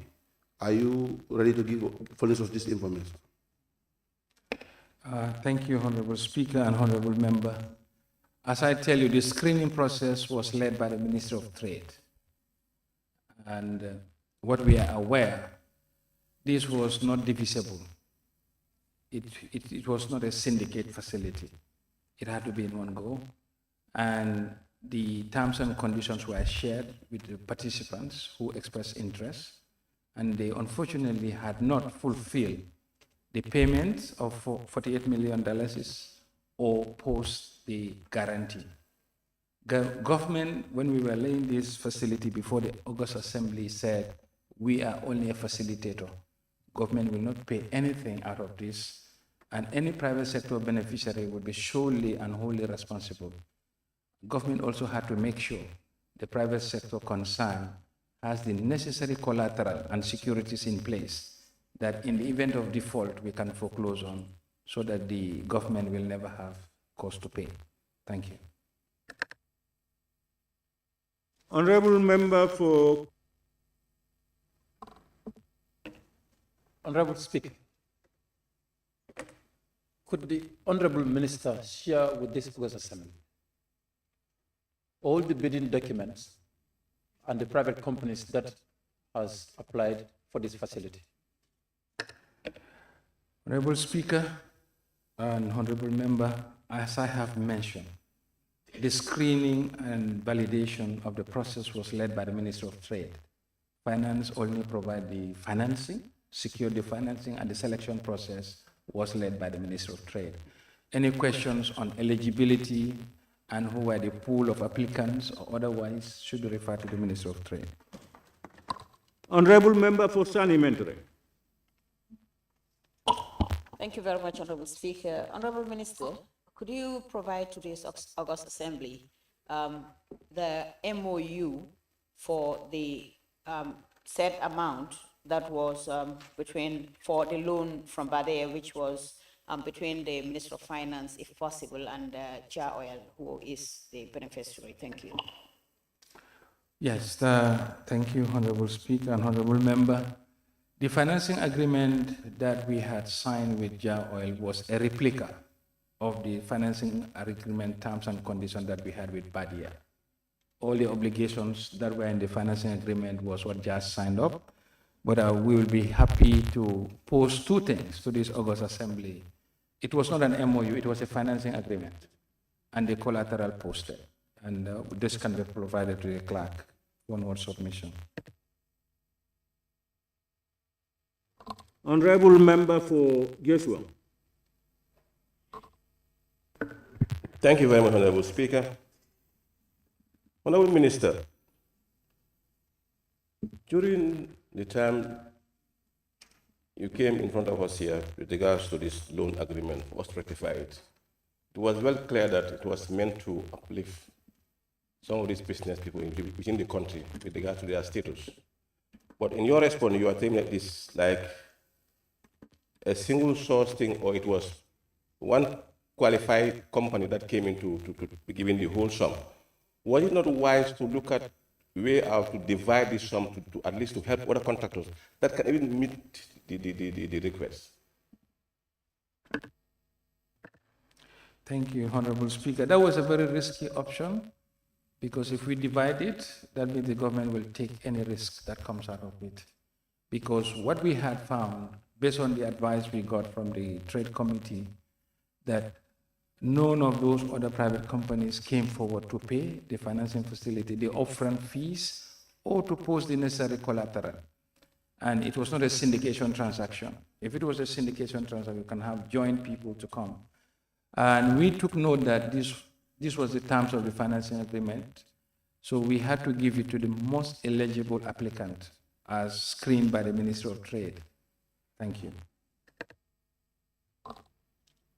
Honorable Member for Brikama North and the Minority Leader. Honorable Speaker, it appears the Minister is saying that my question requesting for the list of the interested businesses that failed to meet the requirements to be referred to the Trade Ministry. Honorable, thank you very much. Honorable Member for Upper Salum. Thank you very much, Honorable Speaker. Honorable Speaker, would the Honorable Minister think of using other options to ensure that these monies are actually available? One, in terms of selling it to some of these Gambian businesses, probably a portion of it so that they can have access to it, or putting a portion of it for GGC, who actually can import commodities, and we are aware that once they import, it actually lowers the price down.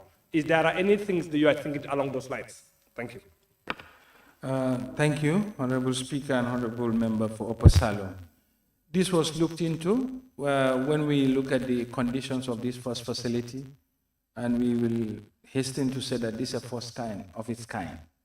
So we realized that not many of the business community have the financial muscle or the guarantees in place or the financial firepower to be able to pay the facility. As such, we have commenced discussion with other multilaterals such as ITFC to make a similar line available, which will be more granular, which will be smaller packets, less than 50 million, maybe like 5 million, 10 million, depending on the size of the business. We are working on that. And for GGC, we have put them in touch with EBID, ECOWAS Bank for Investment and Development, and they have met with the team last week. We have also written a letter to EBID to facilitate a financing for their working capital of 10 million to help them importation of essential commodities. Thank you.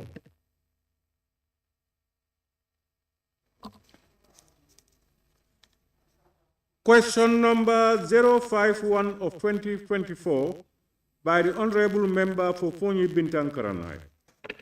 Honorable Speaker, could the Minister of Finance and Economic Affairs inform this August Assembly on the Ministry's intention to tackle the issue of the delay of funds disbursement to ministries, especially in the area of their operation costs?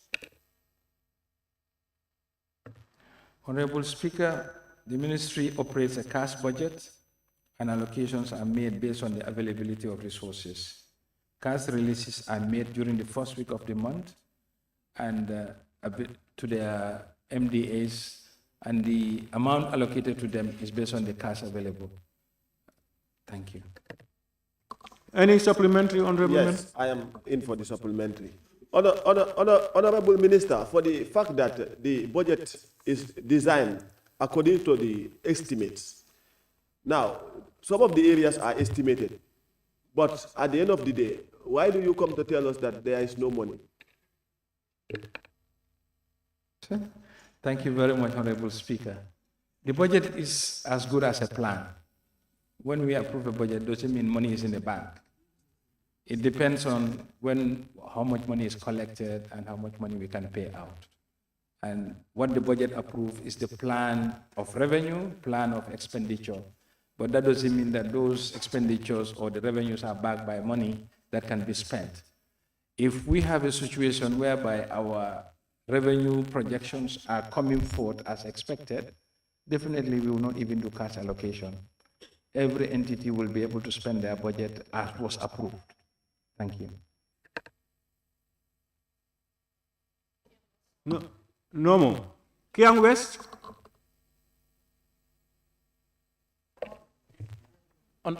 Honorable Minister, budget plan is not like we have a physical cash in the bank. But this is a projection, and bilaterals are done with ministries based on this, and their plans are done based on that. And this is what you think from your projection as realistic budget you can have. What is the problem with ministries having their budget allocation at the time they wish to implement their various programs? Thank you, Honorable Speaker and Honorable Member for Kiang West. I hasten to repeat, what is in the budget is the budget. You have a cash flow that goes with that. And our allocation cannot be based on what is in the budget if the cash is not there to support it. The logical support point will be, why don't you borrow? But we have a borrowing ceiling. As we all know, our debt level is very elevated. And at any moment in time, we have what they call net domestic borrowing requirement that we cannot borrow beyond. So our allocation decision takes into account three variables. The variables, the cash inflow collected for the month, the expenditure required, and how much we can borrow to support allocation to the sectors. In a typical month, we allocate more to the sectors than the cash available by adding to the borrowing. But the borrowing amount cannot exceed the ceiling set. Thank you. Honorable Member for Sami. Thank you very much, Honorable Speaker. Honorable Minister, did you prioritize according to the needs of these ministries? Honorable Speaker, I think definitely priorities are there. And the priority sectors are health, education, and infrastructure, and other exigencies of the government. Thank you.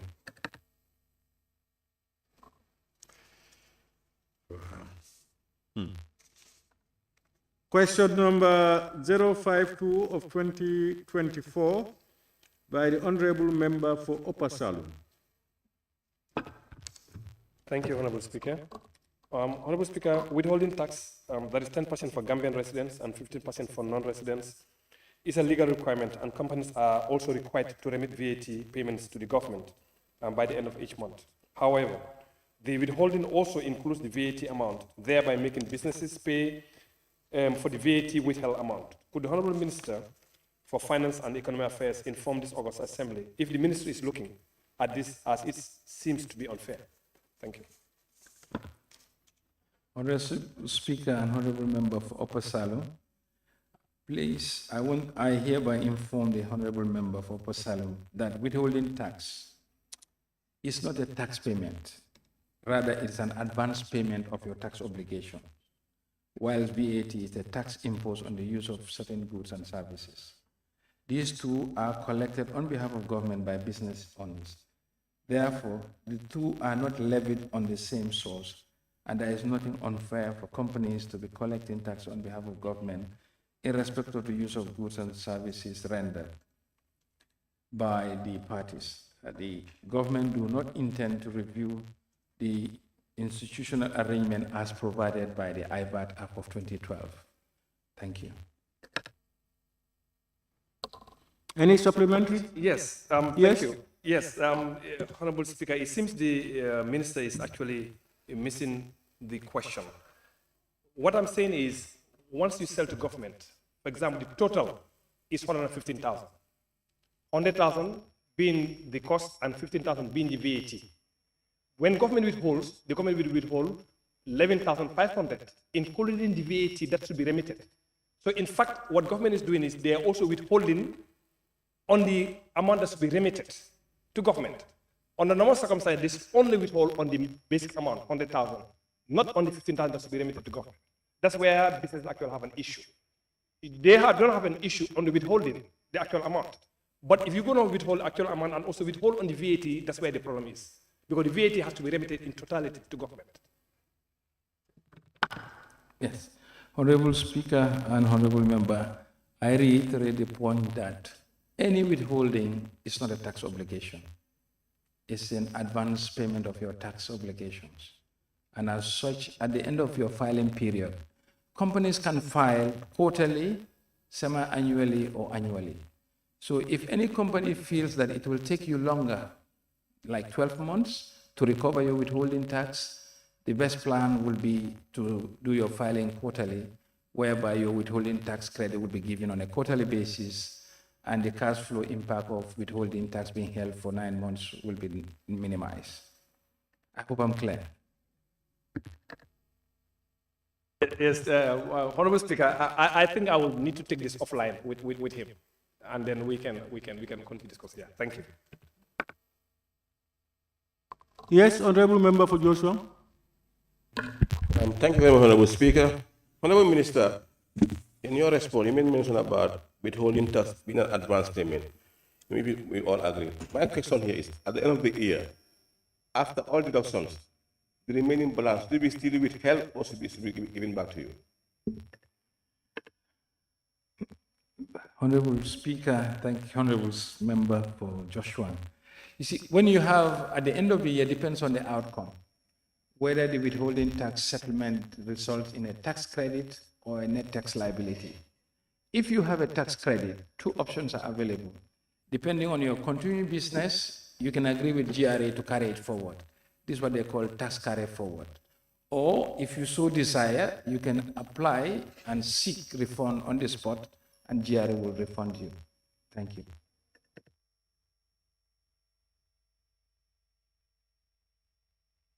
Full nominated member, Kewa Lamfufana. Thank you very much, Honorable Speaker.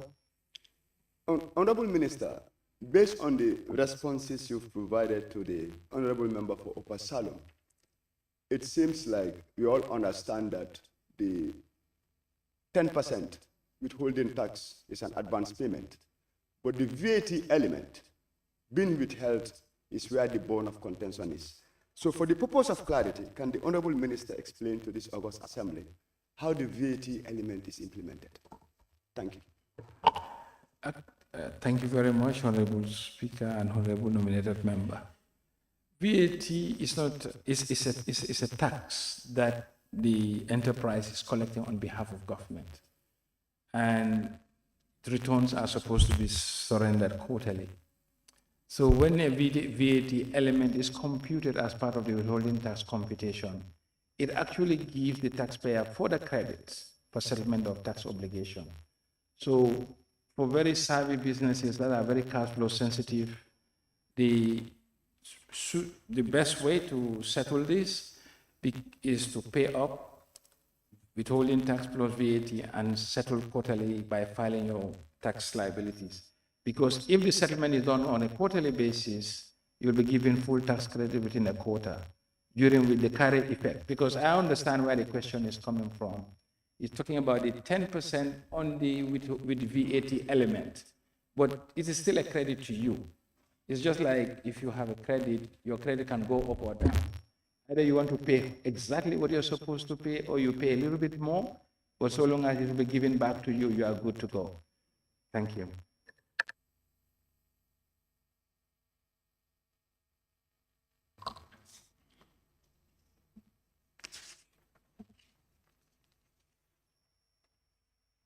Question number 053 of 2024 by the Honorable Member for Sami.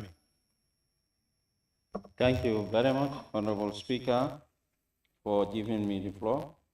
Honorable Speaker, could the Honorable Minister for Finance and Economic Affairs inform this August Assembly how much fund is generated from Trans-Gambia Bridge from 2021 to 2023? Thank you. Honorable Speaker, I hasten to inform the Honorable Member for Sami that the total amount of funds generated from the Senegambia Bridge from 2021 to 2023 financial year stand at 1.09 billion.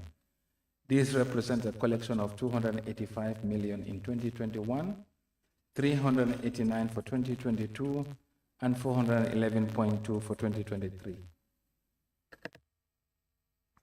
Thank you very much, Honorable Speaker. Honorable Minister, this fund is put into which account? Honorable Speaker, this fund is put into the Consolidated Revenue Fund and it forms part of the budget.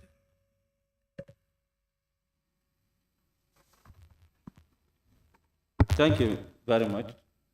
Honorable Minister, can you tell us how much fund is generated monthly?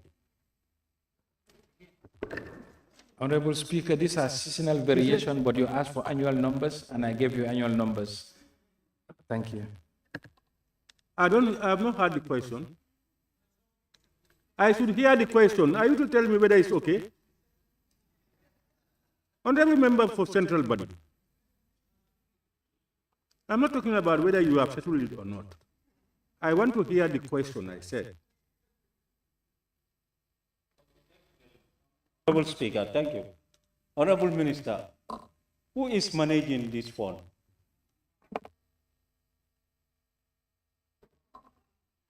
Honorable Speaker, this fund is paid into the Consolidated Revenue Fund. Thank you. No, Honorable Member, I should hear the question to make a determination. If I don't hear it, how would I determine? I think you should be just a little bit patient.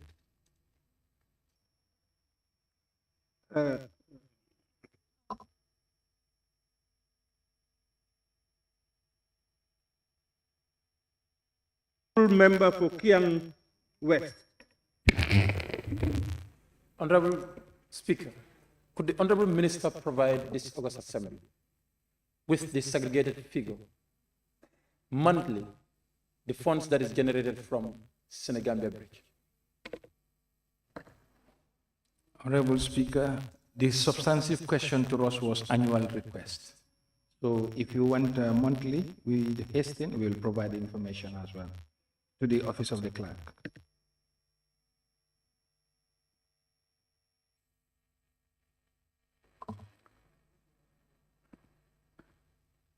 Honorable Member for Sanimentary. Thank you very much, Honorable Speaker. Honorable Minister, with regards to the collection of this fund from the Senegambia Bridge, do you still collect, or does the institution still collect the amount of money in SEPA? Thank you. Honorable Speaker and Honorable Member for Sanimentering, the collection is done by the staff of the Accountant General's Department currently. Question number 054 of 2024 by the Honorable Member for Basse. I understand he's authorized the Honorable Member for Old Yundum to read the question on his behalf. Yes. Honorable Speaker, the country and particularly the greater Banjul area has in recent years observed the proliferation of donkey cart operations for the collection of domestic waste. Could the Honorable Minister for Finance and Economic Affairs inform this August Assembly if they have any plans to regulate this growing industry for service road taxation? Honorable Speaker, the management of waste disposal is not within the purview of the Minister of Finance, and therefore we do not regulate the industry related to the operation of donkey carts. I advise that you refer the question to the appropriate ministry. Thank you.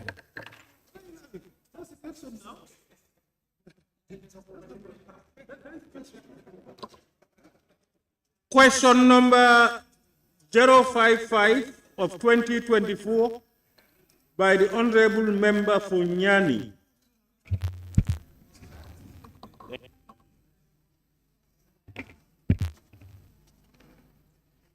Honorable Speaker, could the Honorable Minister for Finance and Economic Affairs update this August Assembly on the revenues generated from the hirings of Sadauda Kairaba Jawara Conference Center? Honorable Speaker, the management of Sadauda Kairaba Conference Center is not under the Ministry of Finance and Economic Affairs, and I would recommend that you redirect the question to the appropriate ministry.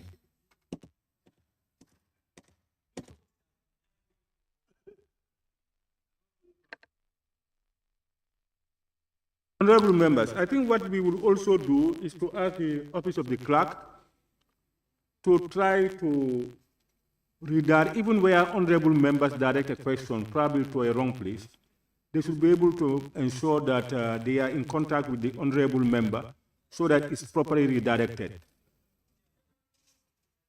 The Office of the Clerk. Yes.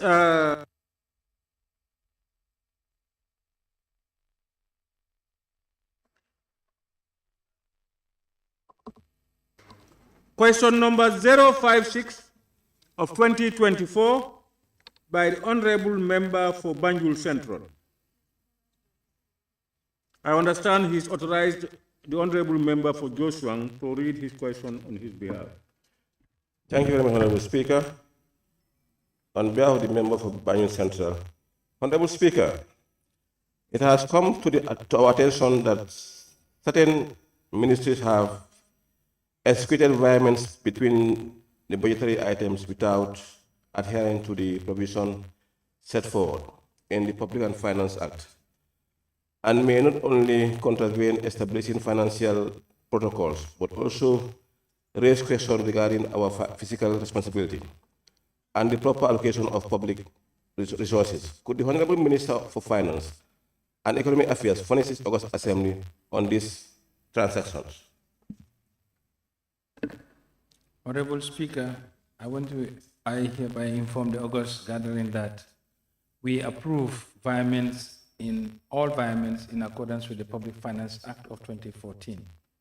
And variaments are done at the request of ministries where budget balances are available. Only in very extreme cases where variaments are done without consultation with the affected ministries due to the urgency of the request or exigencies of the services.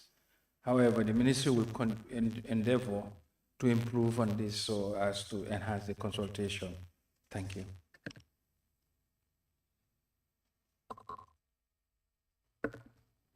No more supplementary? Yes, Honorable Minister, you made mention of doing environment without consultation of the various ministries. In case it happens, what's the next option with those ministries? Honorable Speaker, those unusual environments which are done due to exigencies are taking into account the needs of the departments affected. If, for example, a sector was affected by environment due to certain exigencies, in the event of their request coming forward, every attempt is done to see how that can be supported. Thank you. Honorable Member for Kiang West. Honorable Minister, could you tell this August Assembly if there are any ceiling for environment? And how many times can the ministry go for environments in a fiscal year?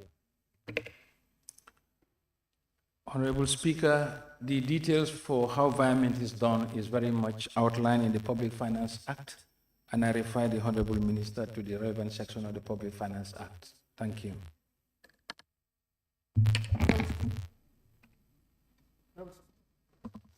Question number 057 of 2024 by the Honorable Member for Banjul Central again, to be read by, somebody is talking.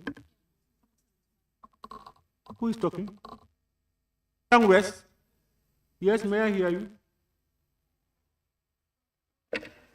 What I'm saying is, most of things that we are asking are documented and are in a data form, either with the ministry or pasted at their platforms. Are you asking another question? Yes. No, I'm not asking another question. I'm asking for clarification on my question. I asked the minister about the ceiling, and he is referring me to go and do a research work. And I think that was unfair, because I asked a question, he could have told me what he knows about it, or he doesn't know, but he referred me to go and do research on that.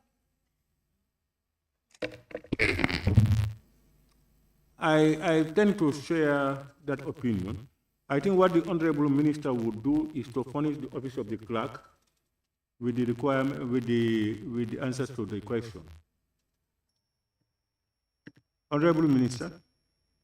Yes, Honorable Speaker, I noted, I just referenced him to the relevant section, and which we can make available to the clerk, simply because there are various criteria, various ceilings, and I cannot remember them offhand. So we will certainly share the relevant section of the Public Finance Act. I do not refer you to it, but I did refer you to it, thinking that it's available, but we'll certainly make it available to the clerk. Thank you. Question number 057 of 2024 by the Honorable Member for Banjul Central, to be read on his behalf by the Honorable Member for Joshua. Thank you, Honorable Speaker. Honorable Speaker, the medium-term economic fiscal framework was developed as a guide on the procurement options, debt strategies and borrowing plans of the government, and key reform priorities 2020-2024. However, this guide failed and was revisited due to non-alignment of fiscal process and economic affairs. Could the Honorable Minister of Finance Assembly ask why this framework is not being fully implemented? Honorable Speaker, the medium-term expenditure framework is fully implemented by the ministry, and it is always a subject to annual review. It is within this framework that we are able to successfully implement the IMF program, that is the Enhanced Credit Facility Program, and other structural reforms which lead us to our eligibility for continuous IMF programs. Thank you. No supplementary, please. Pardon? No supplementary. Supplementary, yes? No supplementary. Question number 058 of 2024 by the Honorable Member for Joshua. Thank you, Honorable Speaker. Honorable Speaker, could the Honorable Minister of Finance and Economic Affairs tell this August Assembly whether the tender for the ground handling at the airport was single or open source, and what is the Sierra government is gaining from it? Honorable Speaker, we can inform the August Assembly that the handling of matters at the airport are not within the jurisdiction of the Ministry of Finance. And we will not be able to furnish, but the relevant ministry can be contacted for the details. Thank you.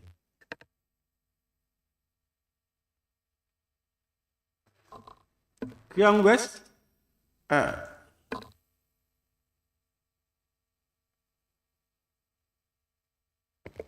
He has not answered the question.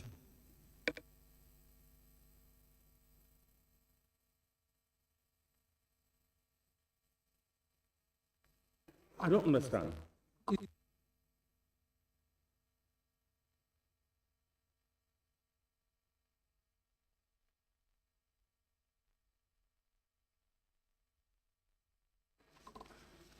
Honorable Minister, let me thank you very much for ably and eloquently answering questions from honorable members.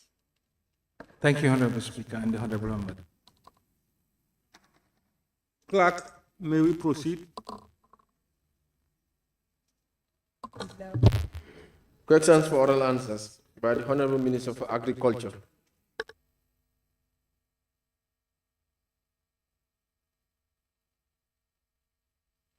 The Honorable Minister for Agriculture to take the podium.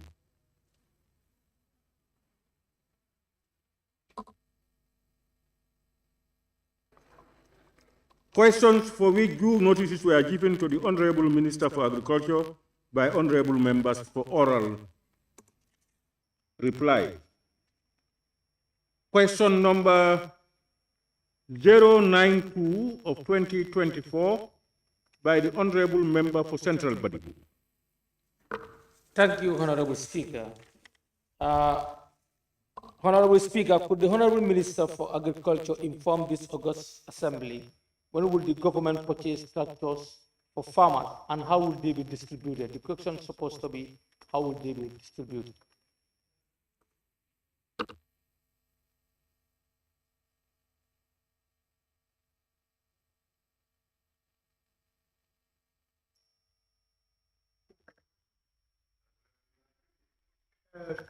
Honorable Speaker, point of observation.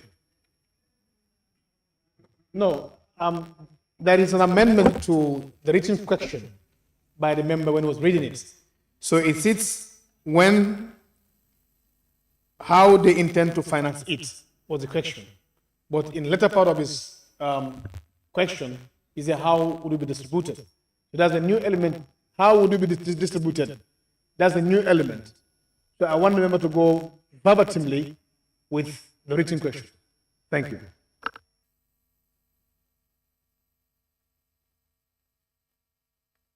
You mean to say that the honorable member posed a different question than what is in the written down? Exactly. I want him to go verbatimly as it All right, can we go over it? Honorable member for Central Badibu, can you read your question? Please.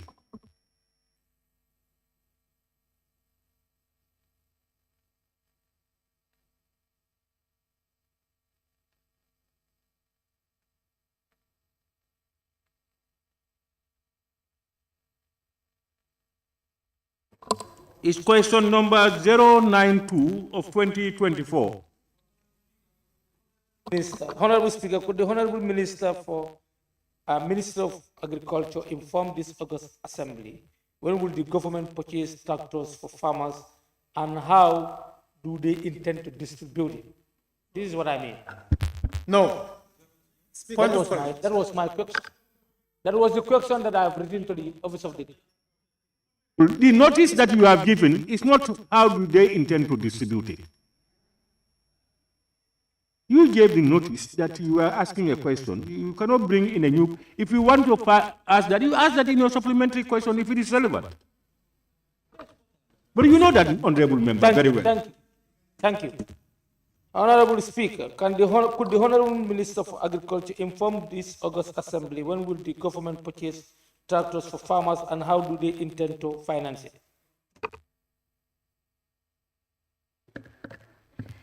Thank you very much, Honorable Speaker, and thank you, Honorable Member for Central Badibu.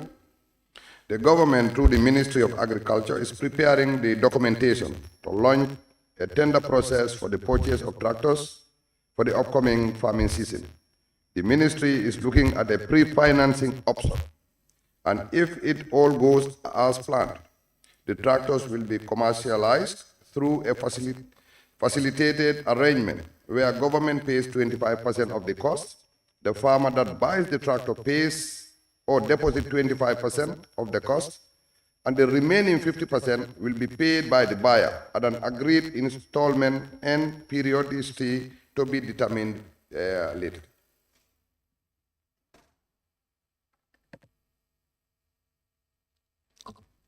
No more supplementary? When you ask your question and you have supplementary, you don't need to wait for me. You have a right to 2 supplementary questions. So you can just get up and ask the questions. Okay. Honorable Minister, thank you. Do you have a scheme of how you want it to be available, I mean region by region? Will it be in a form you will create an opportunity for everybody to have chance to access it? Point of order, Honorable Speaker. Point of order. Nominated member. Honorable Speaker, listening to the member, by merely saying how to make it available to other regions means distribution. And that was never included in the parent question, and neither was it part of the responses provided by the minister. And as per, section 43(4) of the standing orders, his question ought to be out of order. Thank you.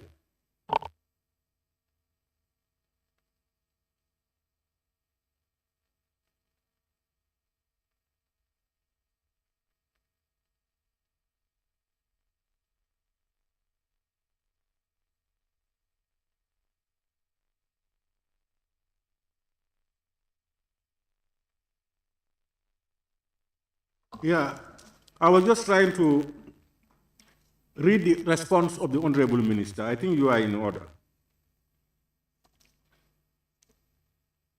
Can we have any more Honorable Member for Central Badibu? Honorable Minority Member for Brikama North and Minority Leader. Thank you very much. Honorable Minister, you just said the government is preparing the document to launch the tender for the purchase of the said tractors. At what stage are you in preparing that document?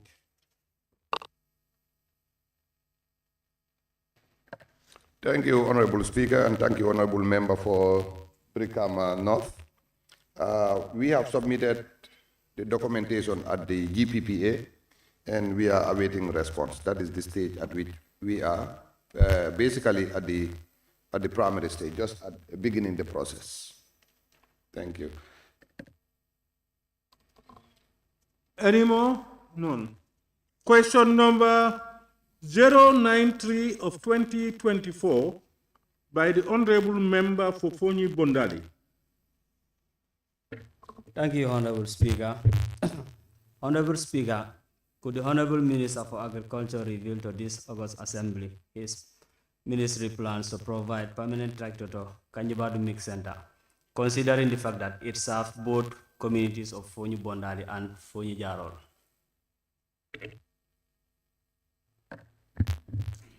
Thank you very much, Honorable Speaker. Thank you, Honorable Member for Foni Bondali.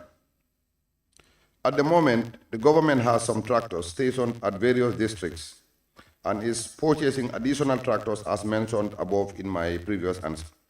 This will improve the availability and service of these machines across the country.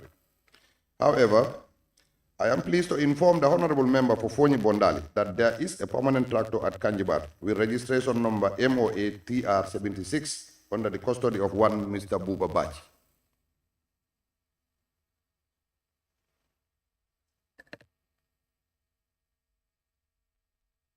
Thank you. Question? Huh? Yeah, I said, honorable members, if you have supplementary, you quite ask, just rise after the minister answers. If you have supplementary, don't wait for me. If you don't ask, I will assume that there are no more supplementary questions. Okay. Honorable member, do you have any? Yes, yes. Please go ahead. Thank you, Honorable Minister. Honorable Minister, are you aware that it was very late last year before it reached at the center?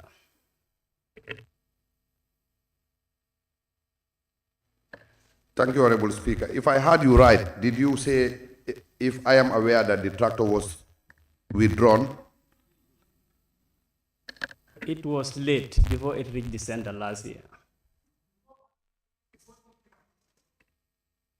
To reach the center. It was late.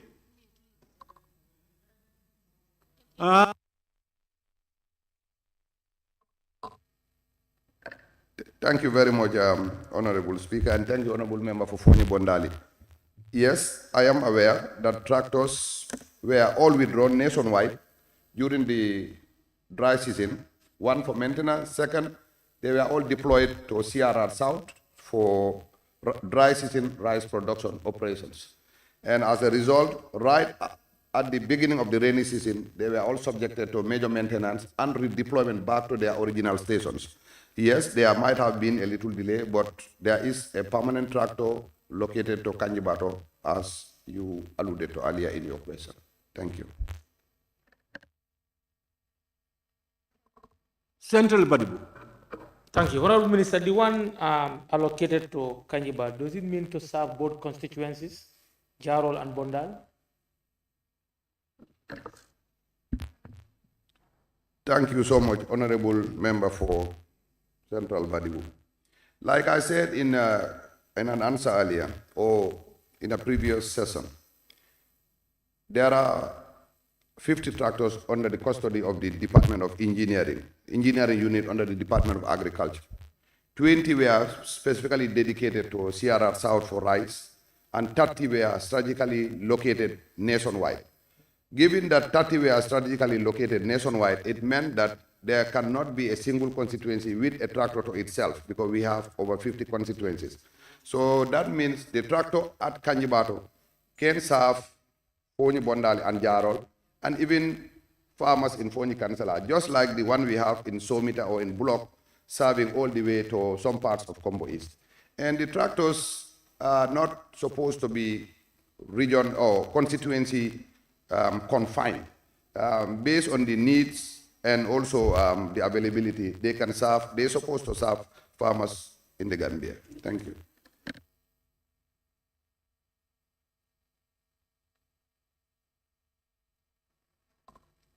Honorable Member for Sani Mentoring. Good, right. Thank you very much, Honorable Speaker. Honorable Minister, what qualifies Buba Baji to get hold or to be responsible of the said tractors? Thank you. What, Honorable Member, please? Based on his response, he said the tractors are with Mr. Buba Baji. So they are under the custody of Mr. Buba Baji. So I'm asking the qualification of Mr. Baji having the tractors or to be responsible of the tractors. Thank you. Thank you, Honorable Speaker. I mentioned this name because he is the tractor operator. These are individuals who have been trained by the Department of Agriculture through the engineering unit, and every tractor has to be under the custody of somebody as the operator. So this name mentioned earlier is the name of the operator of the tractor in that Kanjibato Mixed Farming Center. Honorable Member for Brikama North and Minority Leader. Well, if I may reframe the question, how did you identify the said Buba Baji to be the custodian of the tractor?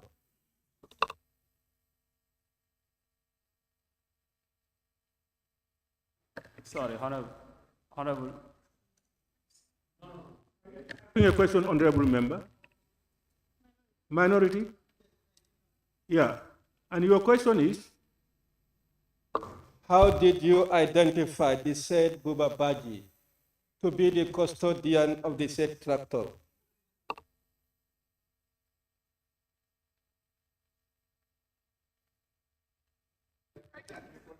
Thank you, Honorable Speaker, and thank you, Honorable Member for Brikama North. Actually, all the 50 tractors are under custody of somebody. They were trained as tractor operators, Nonetheless, I guess you are asking what are the criteria for a tractor operator now, or what were the criteria that they were selected for in 2021. If that is what you meant to ask, the Department of Agriculture will be happy to send you a list of the criteria of selection of a tractor operator. But yes, he is the custodian of the tractor, but the set criteria why he's an operator is because he is a trained personnel by the engineering unit.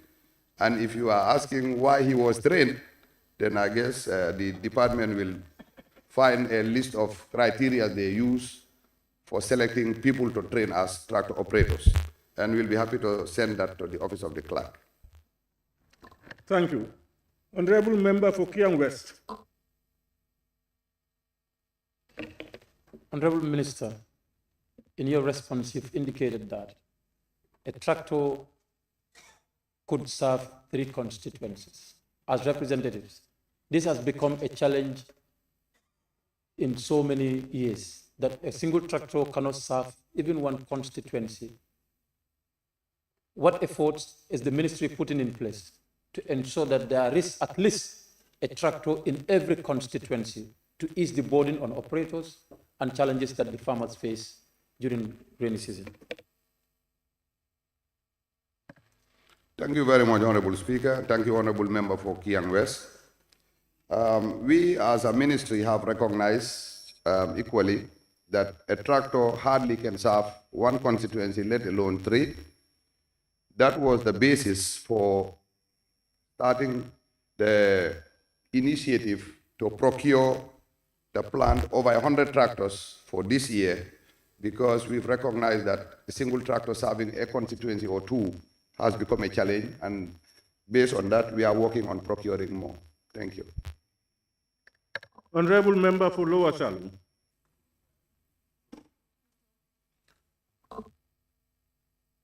Thank you. Question number 094 of 2024 by the Honorable Member for Nyani. Honorable Speaker, could the Honorable Minister for Agriculture inform this August Assembly what plans does his ministry have in upgrading the status of the rice fields in Nyani?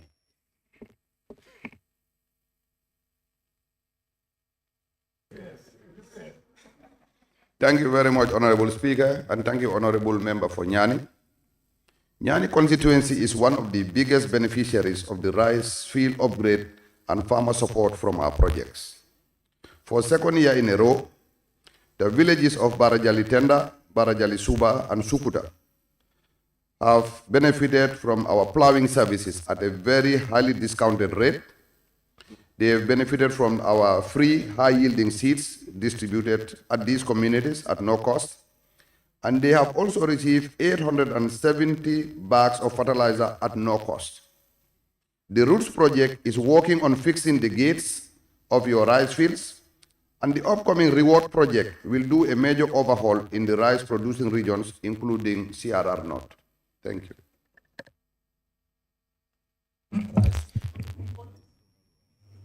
It's okay.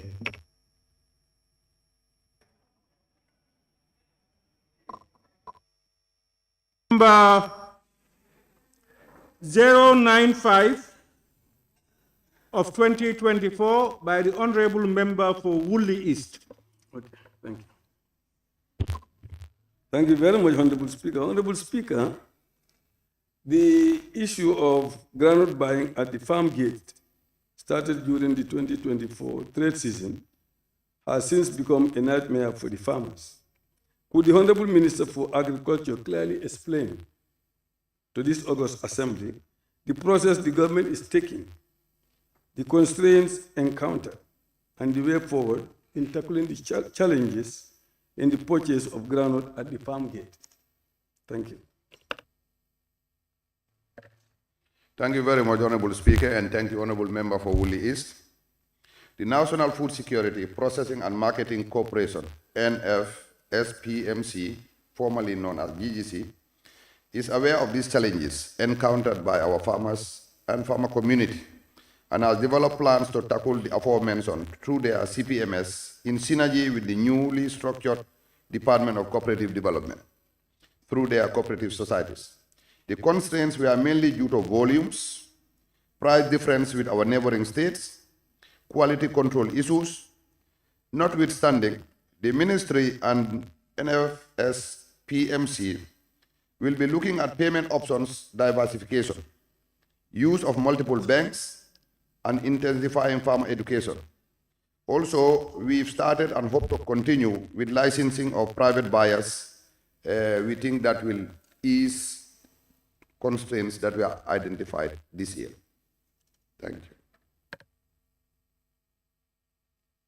Yes, thank you, Honorable Speaker. Honorable Speaker, our main concern is that there are still a lot of farmers, especially in my area, that have their groundnut stored, but they have no way of selling it. Do you have any plan to continue buying those groundnut? Because it is a perishable good. Huh? Thank you very much, Honorable Member. No, we do not intend to continue buying because at the initial stage, we spent about $1 billion compared to last year when it was 400 million in 2023. But this year, we procured over $1 billion worth of groundnut. And when that was identified as not enough, funds were secured, about $500 million extra used to procure groundnut. Our assessment has indicated that almost every Gambian farmer that had groundnut had the opportunity to sell their nuts by now. The price difference between Gambia and our neighboring states is $9,000 per ton. So what we have realized is there are farmers or individuals collecting nuts from across the border to make profit off our hard-earned currency. As a result, we have paid every Gambian farmer that was owed a single butut, and we have closed buying of the nuts. But also, since as a ministry we had made a press release earlier stopping people from taking their nuts across the border, a press conference is being held at GGC instructing farmers that now it's liberalized, they can sell their nuts to anybody and they can sell their nuts to anywhere else too. However, as a ministry, we do not intend to continue buying given the facts on the ground. Thank you.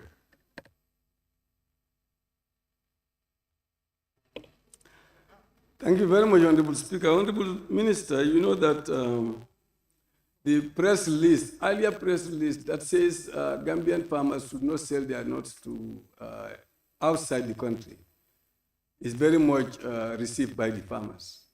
Now that you've gone through this level and then farmers still have their groundnuts with them, wouldn't you think that that would definitely discourage them in the next season when it comes to producing groundnuts, if their nuts are not fully sold? Thank you, Honorable Member for Wulli. Thank you, Honorable Speaker. Actually, I don't think it will discourage the farmers because the season was open since December, and the GGC and the ministry have been procuring Gambian groundnuts for the whole of December, the whole of January, and almost the whole of February. So every Gambian farmer who had nuts had ample opportunity to bring their groundnuts to the GGC's buying points. What we have identified, there's a lot of individuals bringing groundnuts from across the border because they are making profit from this. And that has led us to make a decision that at some point we got to stop because the funding is not never ending too. So the facts on the ground are we have stopped purchasing nuts. Our assessment is every Gambian farmer would have sold their nuts by now or had the opportunity to sell. And we are now opening the gates for them to sell to any private buyer or to be able to take them across to any spot of their choice. Honorable Member for Lower Salem.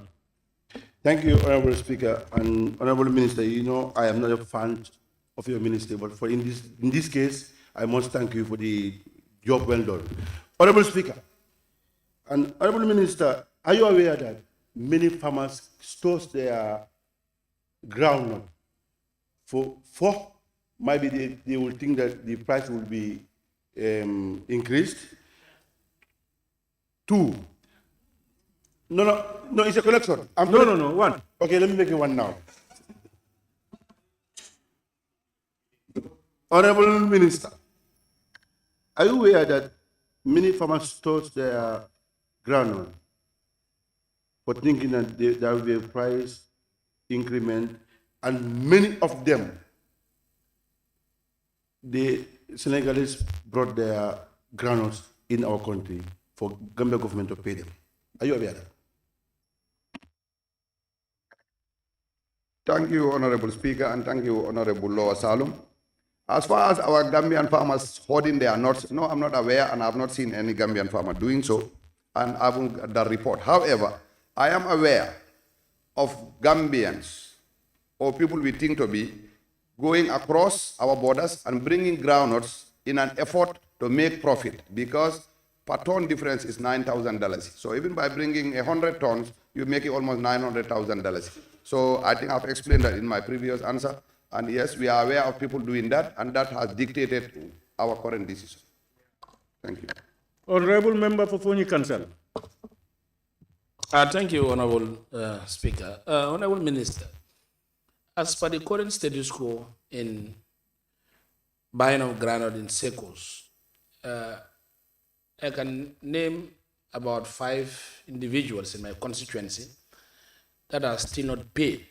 But they visited the SECO in Buyam, finding out the SECO is cleared and taken to, Saro. What would be the fate of those people currently unpaid areas of groundnut? Thank you very much, Honorable Speaker, and thank you, Honorable Member for Fonyi Councillor. The ministry, through GGC, does not buy the nuts directly from the farmer. The farmers operate using a cooperative society. And these people bring their nuts at, for example, the cooperative society SECO in Buyam. All cooperative SECO societies have been paid 100%.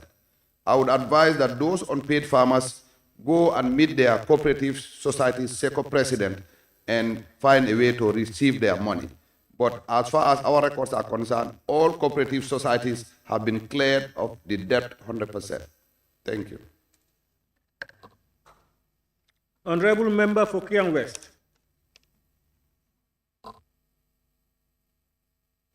Honorable Speaker, thank you very much. Honorable Minister, you've acknowledged to the fact that there was a press release that is restricting farmers as to where they should sell their grounds.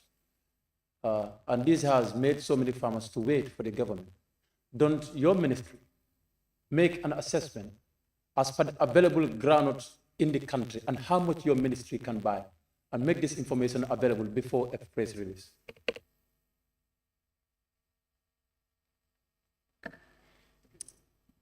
Thank you, Honorable Speaker, and thank you, Honorable for Kiang West.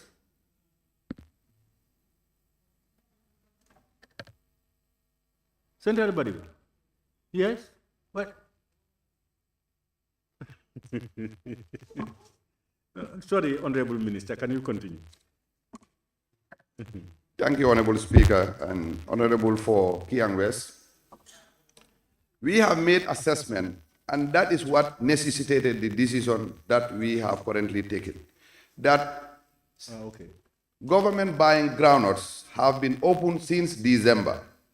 And the whole of December, the whole of January, the whole of February, every Gambian farmer would have had the opportunity to bring their groundnuts to GGC buying points.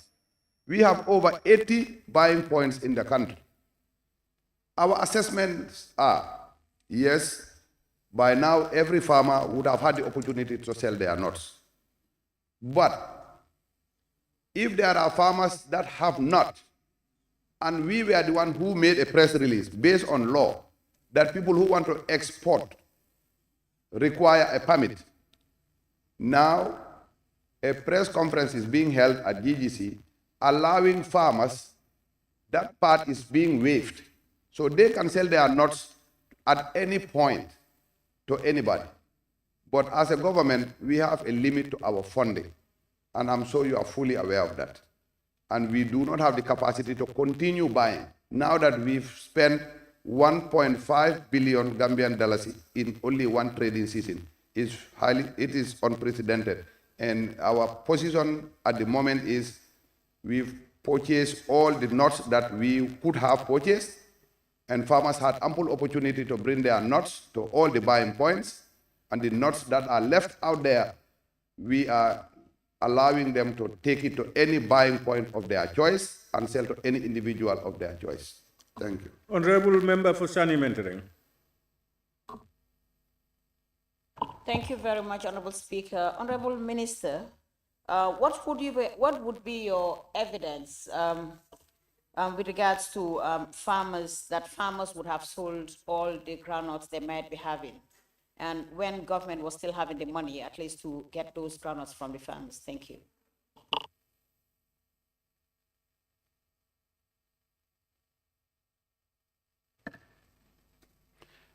Honorable Speaker, I really did not understand what her question is. What she's eliciting. I am asking about the evidence that you might have gathered that farmers have sold all the groundnuts that they might be having before doing your press release as a government. Thank you. Thank you, Honorable Speaker. I did not say farmers have sold all their groundnuts. What I said is farmers had ample opportunity to sell their groundnuts, given that the season was open in December, January, and February. What I said is they had every opportunity to take their groundnuts to the GGC buying points. Whether they have sold all their groundnuts or not, there is no way we can have that evidence, because that meant we must visit almost every farmer household to be able to ascertain that all the nuts are sold. What we can ascertain is the opportunity to sell their groundnuts was created. And at the moment, financially, we would not be able to continue buying. And also, given the assessment on the ground, people bringing nuts in volumes from across the border, it's not sustainable. Thank you. The Honorable Member for Same has withdrawn, and therefore the Honorable Member for Central Badibu is lucky to have his question. Thank you, Honorable Speaker. Honorable Minister, as per ECOWAS protocol, Honorable Member for Minority Leader, I will give you a chance. Go ahead. Honorable Minister, your announcement of Gambians not buying their groundnut or selling their groundnut outside the country, hope that would not affect the ECOWAS protocol of free movement of goods and services. Thank you very much. Actually, we did not stop anybody from selling their groundnuts across to another country. What is required by the law is individuals needed a permit, a license to export groundnut. Once you obtain the license to export the groundnut, you are free to export it to any neighboring country. So we did not stop people from selling. People are just required to conform with an act to be able to get a license for quality control purposes and export their groundnuts to any country of their choice. Honorable Member for Bikaman North and Minority Leader. Honorable Minister, before your press release to allow the farmers to sell their ground at any buying point, did you make assessment regarding the quantity of groundnut still remain with the farmers?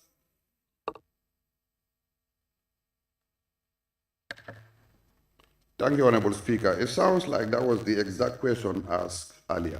However, there is no way we can assess the amount of groundnut left in the country, whether these groundnuts are actually farmed in this country or these are groundnuts that were brought across the border to make profit out of the existing price loophole, the difference between our country and the neighboring countries. So what our position is, opportunity has been created for farmers to sell their groundnut. Great time, ample time, 2 months and plus. And we've invested over $1.5 billion. At this moment, the ministry would not be able to continue buying, and we've ensured that everybody that was owed a butut has been paid. And since there are individuals that may still be having groundnuts, whether they are smuggled across the border or not, we are allowing them to sell their groundnuts to every private buyer and we are also waiving the requirement for them to get a permit. If they choose to take their groundnuts across the border, they are allowed to do so because they may not be able to hold their groundnuts for good. Thank you. Question number 096 of 2024 by the Honorable Member for Fonyi Berepet. I understand Fonyi Councillor is authorized to read the question on her behalf. Thank you very much, Honorable Speaker. Honorable Speaker, the tons of fertilizers allocated to farmers for the 2023 season remains unused in storage facilities across URR and CRR. Could the Honorable Minister of Agriculture explain to this August Assembly the reason for this space and endangered both the government and the farmers? Thank you. Thank you very much, Honorable Speaker, and thank you, Honorable Member for Councillor. The fertilizer allocated to farmers for the 2023 season in the URR and CRR were procured for farmers to be used for both rainy and dry season in the field crop and horticultural production. We are aware of the surplus and that it is not a waste as described, but rather a good reserve for the dry season production and the 2024 rainy season. This surplus has already been factored in this year's importation needs. Thank you. Yes, so far there is a surplus. And now, to what percentage in those surplus in those URR and CRR, if you could avail us, the magnitude of the surplus, how huge is it? Yes. Thank you very much, Honorable Speaker, and thank you, Honorable Member. In 2023, the government procured 35,000 metric tons. At that time, there was a stock of 7,000, making it 42,000 metric tons in 2023. The country consumed 27,000 metric tons or thereabout. So we have a balance of between 17 to 20,000 metric tons that is in our GGC warehouses, being used currently for our dry season rice farmers and also vegetable producers. However, at the end of the dry season, we expect a balance of about 15,000 tons, and that is factored into our this year's procurement. Thank you. Question number 097 of 2024 by the Honorable Member for Lower Badibu. Thank you very much, Honorable Speaker. Honorable Speaker, could the Honorable Minister for Agriculture inform this August Assembly how far has the ministry gone in constructing a storage facility for the vegetable growers in Lower Badibu, especially women? Thank you. Thank you very much, Honorable Speaker, and thank you, Honorable Member for Lower Badibu. Please allow me to thank the Honorable Member for Lower Badibu for such a valuable question. Roots just completed 3 cold storage in the country, and the second phase design is already completed, and some North Bank communities will be benefiting from the second phase of the Roots cold storage facilities. Gulf SP has tendered out 20 cool containers. That is a container, that is a freezer, it's a cool container. And Badibu communities will be included in that 20 cool containers. Giraffe project will soon commence the construction of 2 state-of-the-art agro-logistics centers, and one of them will be located in Makafarafenye to serve the communities of the North Bank. Thank you. Thank you. There is no supplementary question to that. Thank you. Thank you very much, Honorable Speaker. Honorable Minister, based on your response as well, talking about the storage facilities which will be provided for Badibu, and in your response, you've mentioned that there will be an extension of storage to across the country, that you've mentioned some of the communities. Would Sani Mentoring be part of that? Thank you. Honorable, that is out of order. Lower Salum. Yes, Honorable Speaker. Honorable Minister, in your response, you have mentioned 3-story facilities is completed. But yet, these 3, I know one which is not operational, is still there hanging. When are they start operating those whole facilities which are ready for use?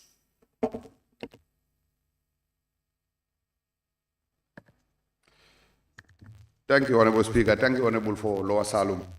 The information we have is the 3 are completed. Nonetheless, since you've alluded to the fact that there is one that is not operational, I was personally in one of them being inaugurated in Jarasoma. I know that one is operational. But since you have information that there is one that is not operational, with permission from this, we'll be happy to know which one is not operational. Lower Salum, Kauru. Lower Salum, right? Yeah, but there are one. So which one? Location, please. You mean the location?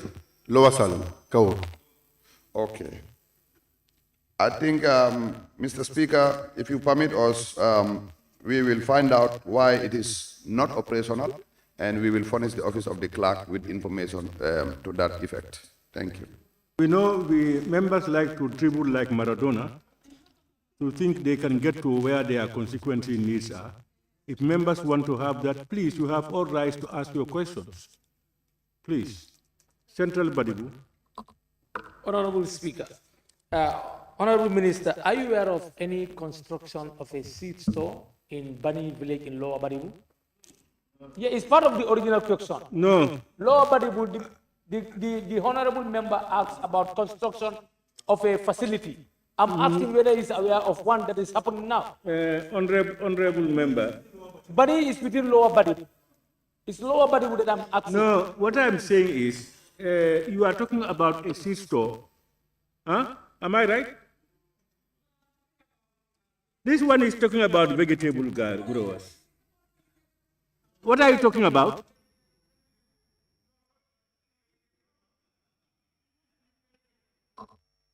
It's vegetable.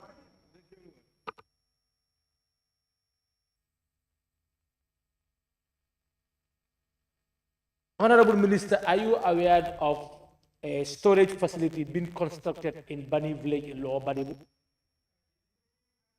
No, I mean Lower Badibu. Do you want, what do you mean, sir? No, I reframe it now. I tell storage facility.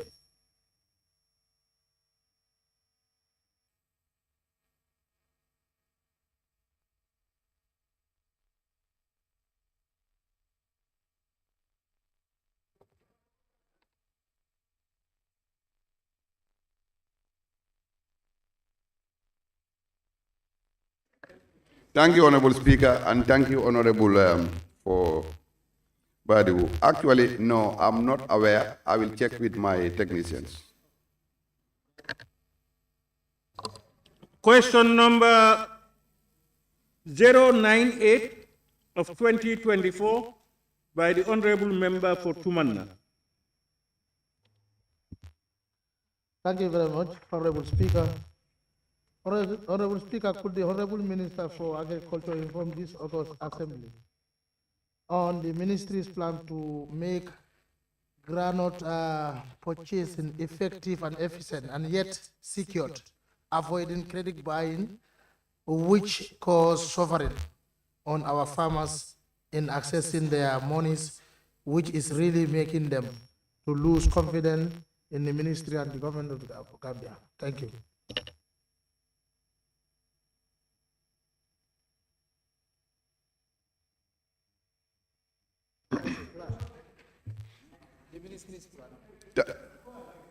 Thank you very much, Honorable Speaker. Thank you, Honorable Member for Tumanna. This year's procurement was a lesson learned. However, henceforth, we are looking at price harmonization as an option. Use of fintech, that is Wave, mobile money, and use of multiple bank operations. It will be interesting for you to note that this year we use Ajib, and the maximum they can carry at any given time is $100 million for insurance purposes. That said, $100 million is not enough to go around and make sufficient payment. They must come back and carry another $100 million. And that is why we will be exploring the use of multiple banks and also explore the use of fintech, that is Wave and mobile money. Thank you. No supplementary. Lower Salum. Question number 099 of 2024 by the Honorable Member for Tumanna again. Thank you very much, Honorable Speaker. Honorable Speaker, could the Honorable Speaker, agricultural engineering, soil and water management and plant protection services are integral units of the Ministry of Agriculture. Could the Honorable Minister for Agriculture update this auspicious assembly about the current status of those units, which with respect to their respective challenges, and how strategically important these units are within the ministry? Thank you very much, Honorable Speaker, and thank you again, Honorable for Tumanna. The Agriculture Engineering Unit, Soil and Water Management Unit, and the Plant Protection Service Unit are integral parts of the Department of Agriculture, DOA, under the Ministry of Agriculture. We are aware of the important role they play in our drive to attain resilient and sustainable food systems. They are, however, faced with some challenges, which not limited to financing, limited human resources, less than optimal labs, inadequate mobility, attrition of staff to other institutions. To remedy the above mentioned, the Department of Agriculture has increased its manpower budget to cater for low staff numbers. Through the DOA, these units have forged MOUs with UN bodies for both human capacity and institutional building. No new project will be allowed to be implemented in parallel to these units. All implementations will be through these units. Last month, the Giraffe project distributed 7 pickups to its implementing partners, and some of the beneficiaries included the units that were mentioned above. Thank you. No supplementary. Kiang West.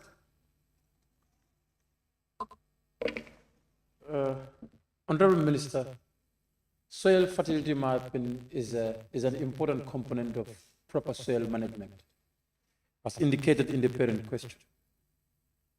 Could you tell this August Assembly what is the status of soil fertility mapping, for which funds were appropriated?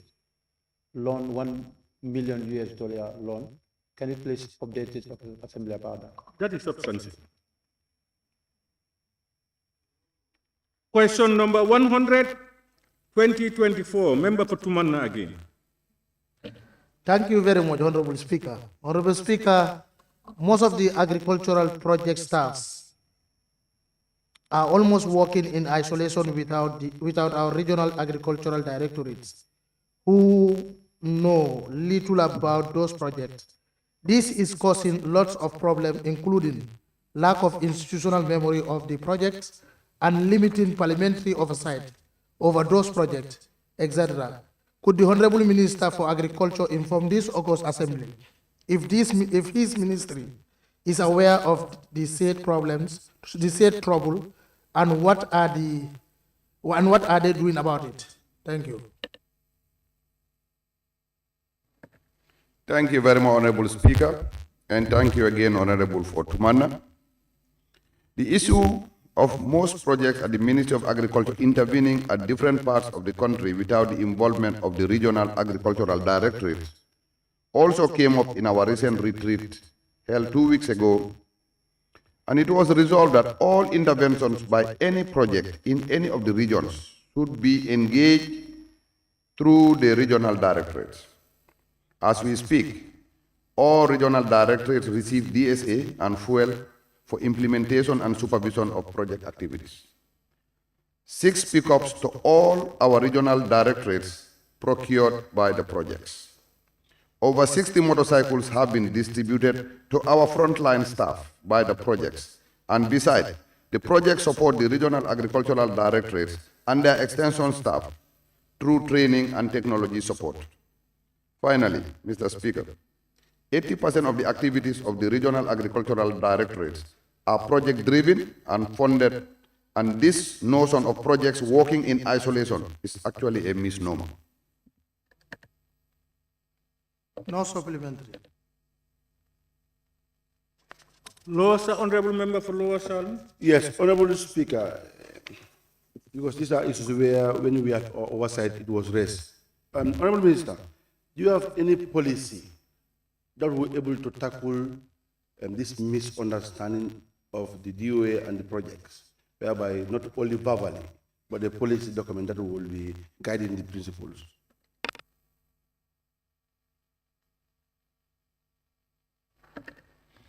Thank you very much, Honorable Speaker, and thank you, Honorable, for Lower Salem. There is no policy specific as to the relationship between the DOA and the projects.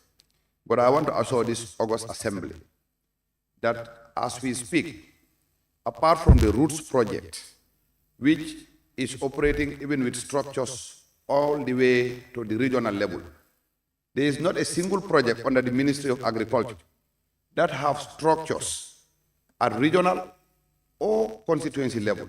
All their operations go through the structures of the Ministry of Agriculture that are at the regional and district level. So the belief that these projects are operating in parallel or in isolation is non-existent. It's only Roots project, and that was the way it was negotiated. And the Roots project is due for a midterm review in May.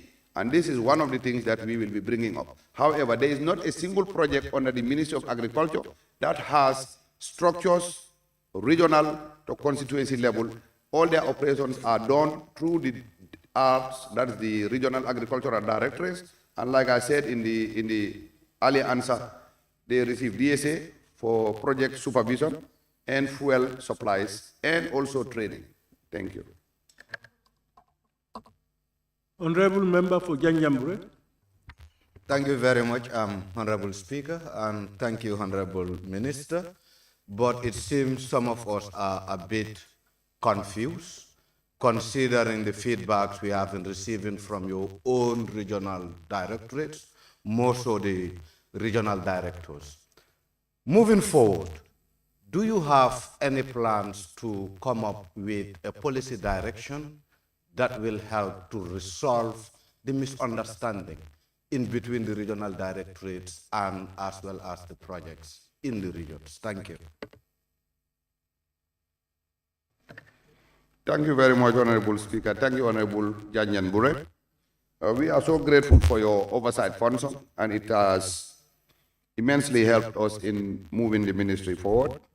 We will take a look at your request, that is to assess the relationship between the regional directorates and the project staff that are perceived to be having some uneven environments.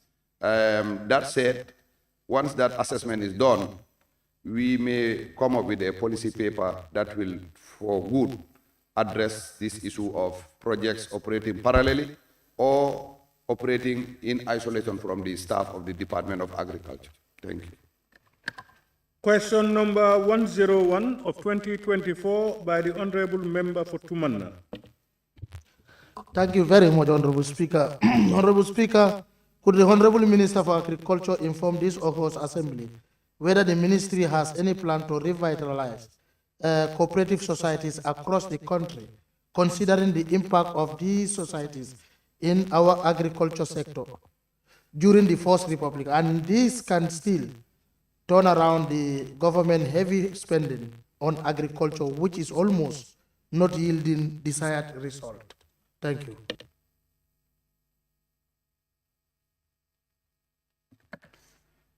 Thank you very much, Honorable Speaker, and thank you, Honorable, for Tumanna. The revitalization of the cooperative society countrywide, considering the impact of these societies in our agriculture sector, has been part of our priorities. The government, through a cabinet task force, approved the establishment of the Directorate of Cooperative, that is DOCD, which began operation in January 2023.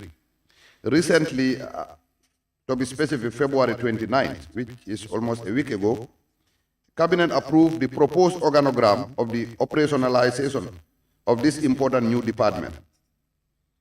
It will regulate and coordinate all cooperatives, including the agricultural cooperatives, marketing cooperatives, artisanal co-ops, food co-ops, health, housing, insurance, manufacturing, technology, and utility cooperatives. Thank you very much. No supplement. Thank you very much, Honorable Minister for Agriculture, for ably and eloquently responding to members' questions. You are released.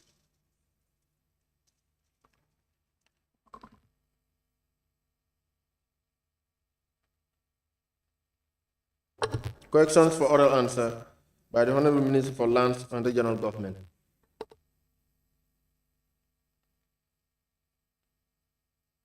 May I now invite the Honorable Minister for Lands and Regional Government to take the podium?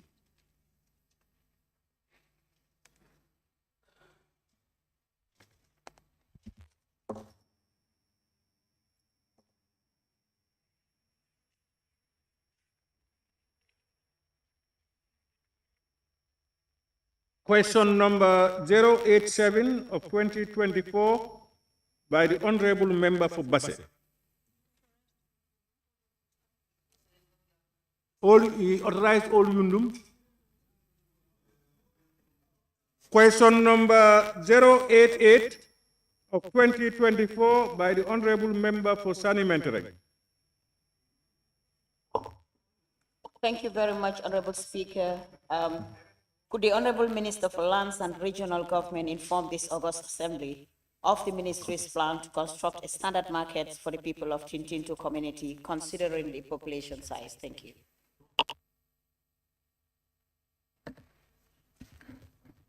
Thank you, Honorable Speaker. Honorable Speaker, the Ministry does not currently have any plan to construct a standard market in Tintinto. However, as has been done recently by government in constructing markets in Basse and Birkama, Tintinto could be considered for a standard market in the future.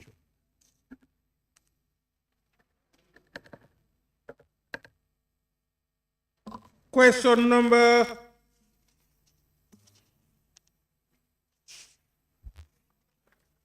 089 of 2024 by the Honorable Member for Joshua. Thank you, Honorable Speaker. I'm withdrawing my question because I had one-on-one with the Minister. I'm withdrawing, I had one-on-one with the Minister already. You are withdrawing your question?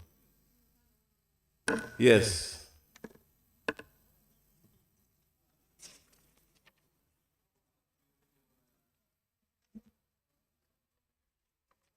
Question number 090 of 2024 by the Honorable Member for Sami.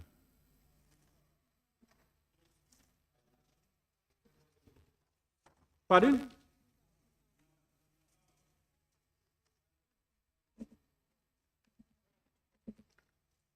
Final question number 091 of 2024 by the Honorable Member for Serekunda. Yes, thank you very much, Honorable Speaker. Honorable Speaker, could the Honorable Minister for Lands and Regional Government update this August Assembly if his ministry has policies to regulate the estate agents? Honorable Speaker, the ministry as of now does not have a policy in place to regulate real estate agents and agencies. However, the ministry has embarked on the preparation of a real estate regulation for the Gambia in constructive collaboration with all stakeholders. The regulation aims to ensure the protection of the rights of all players in the industry, improve transparency and accountability, uphold ethical practices, and ensure conformity of all developments with approved plans, to name a few.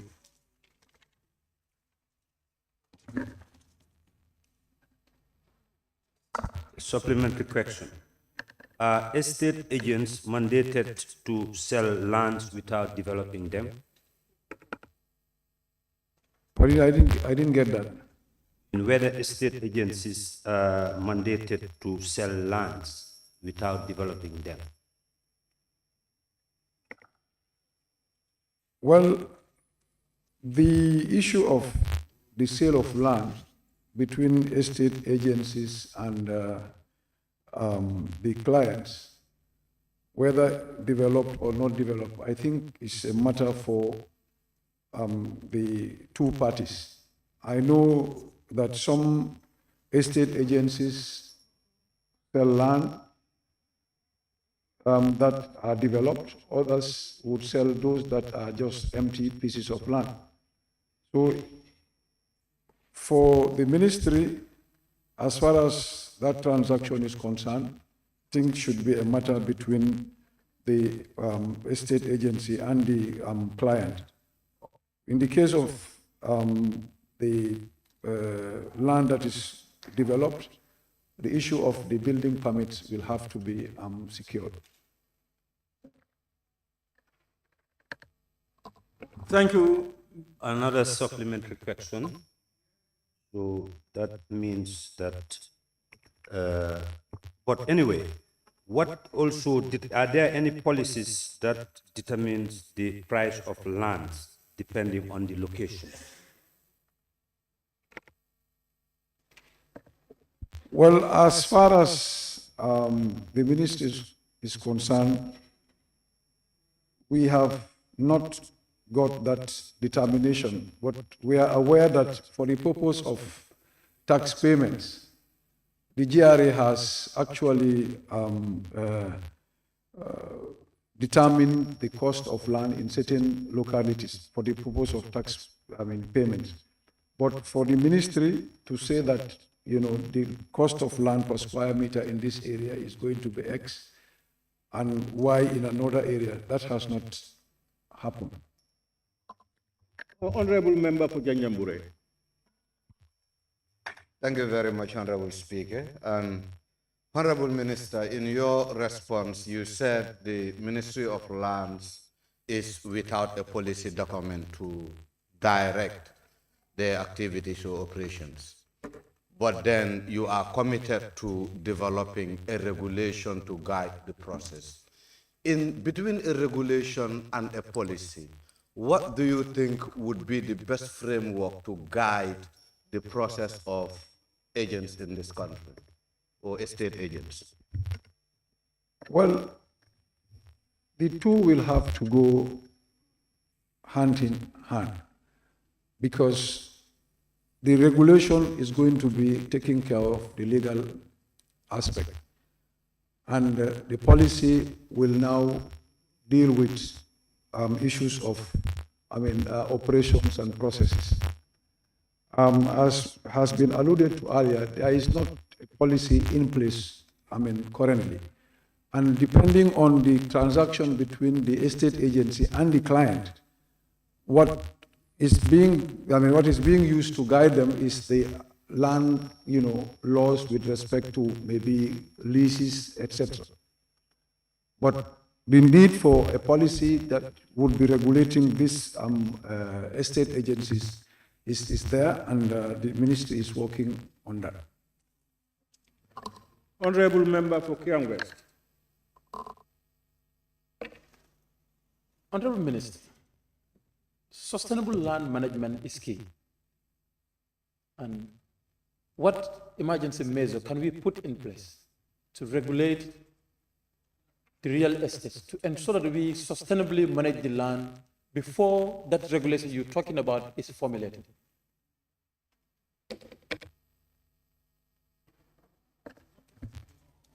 Honorable Speaker, may I inform the honorable member that the issue of an emergency policy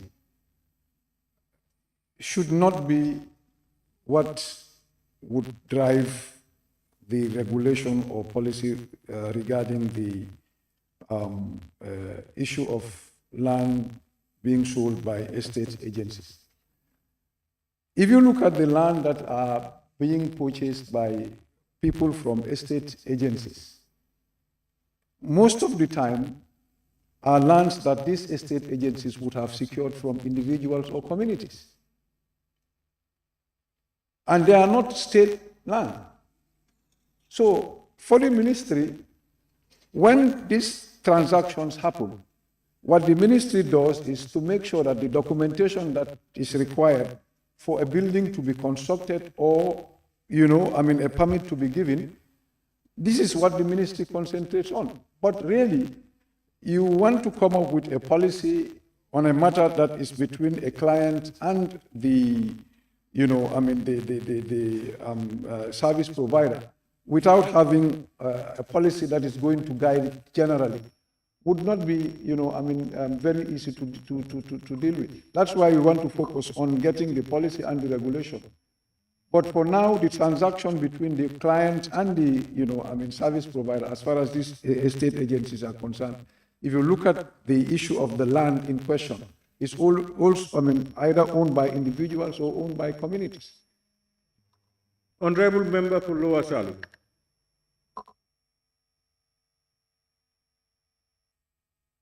Thank you, Honorable Speaker. Honorable Minister, are you there telling us there is no land policy that is in place? Then how do the land commissions operate them? Actually, there is no land policy, but there are laws governing the land administration. But as we speak, the process of preparing a land policy for the first time in this country has started.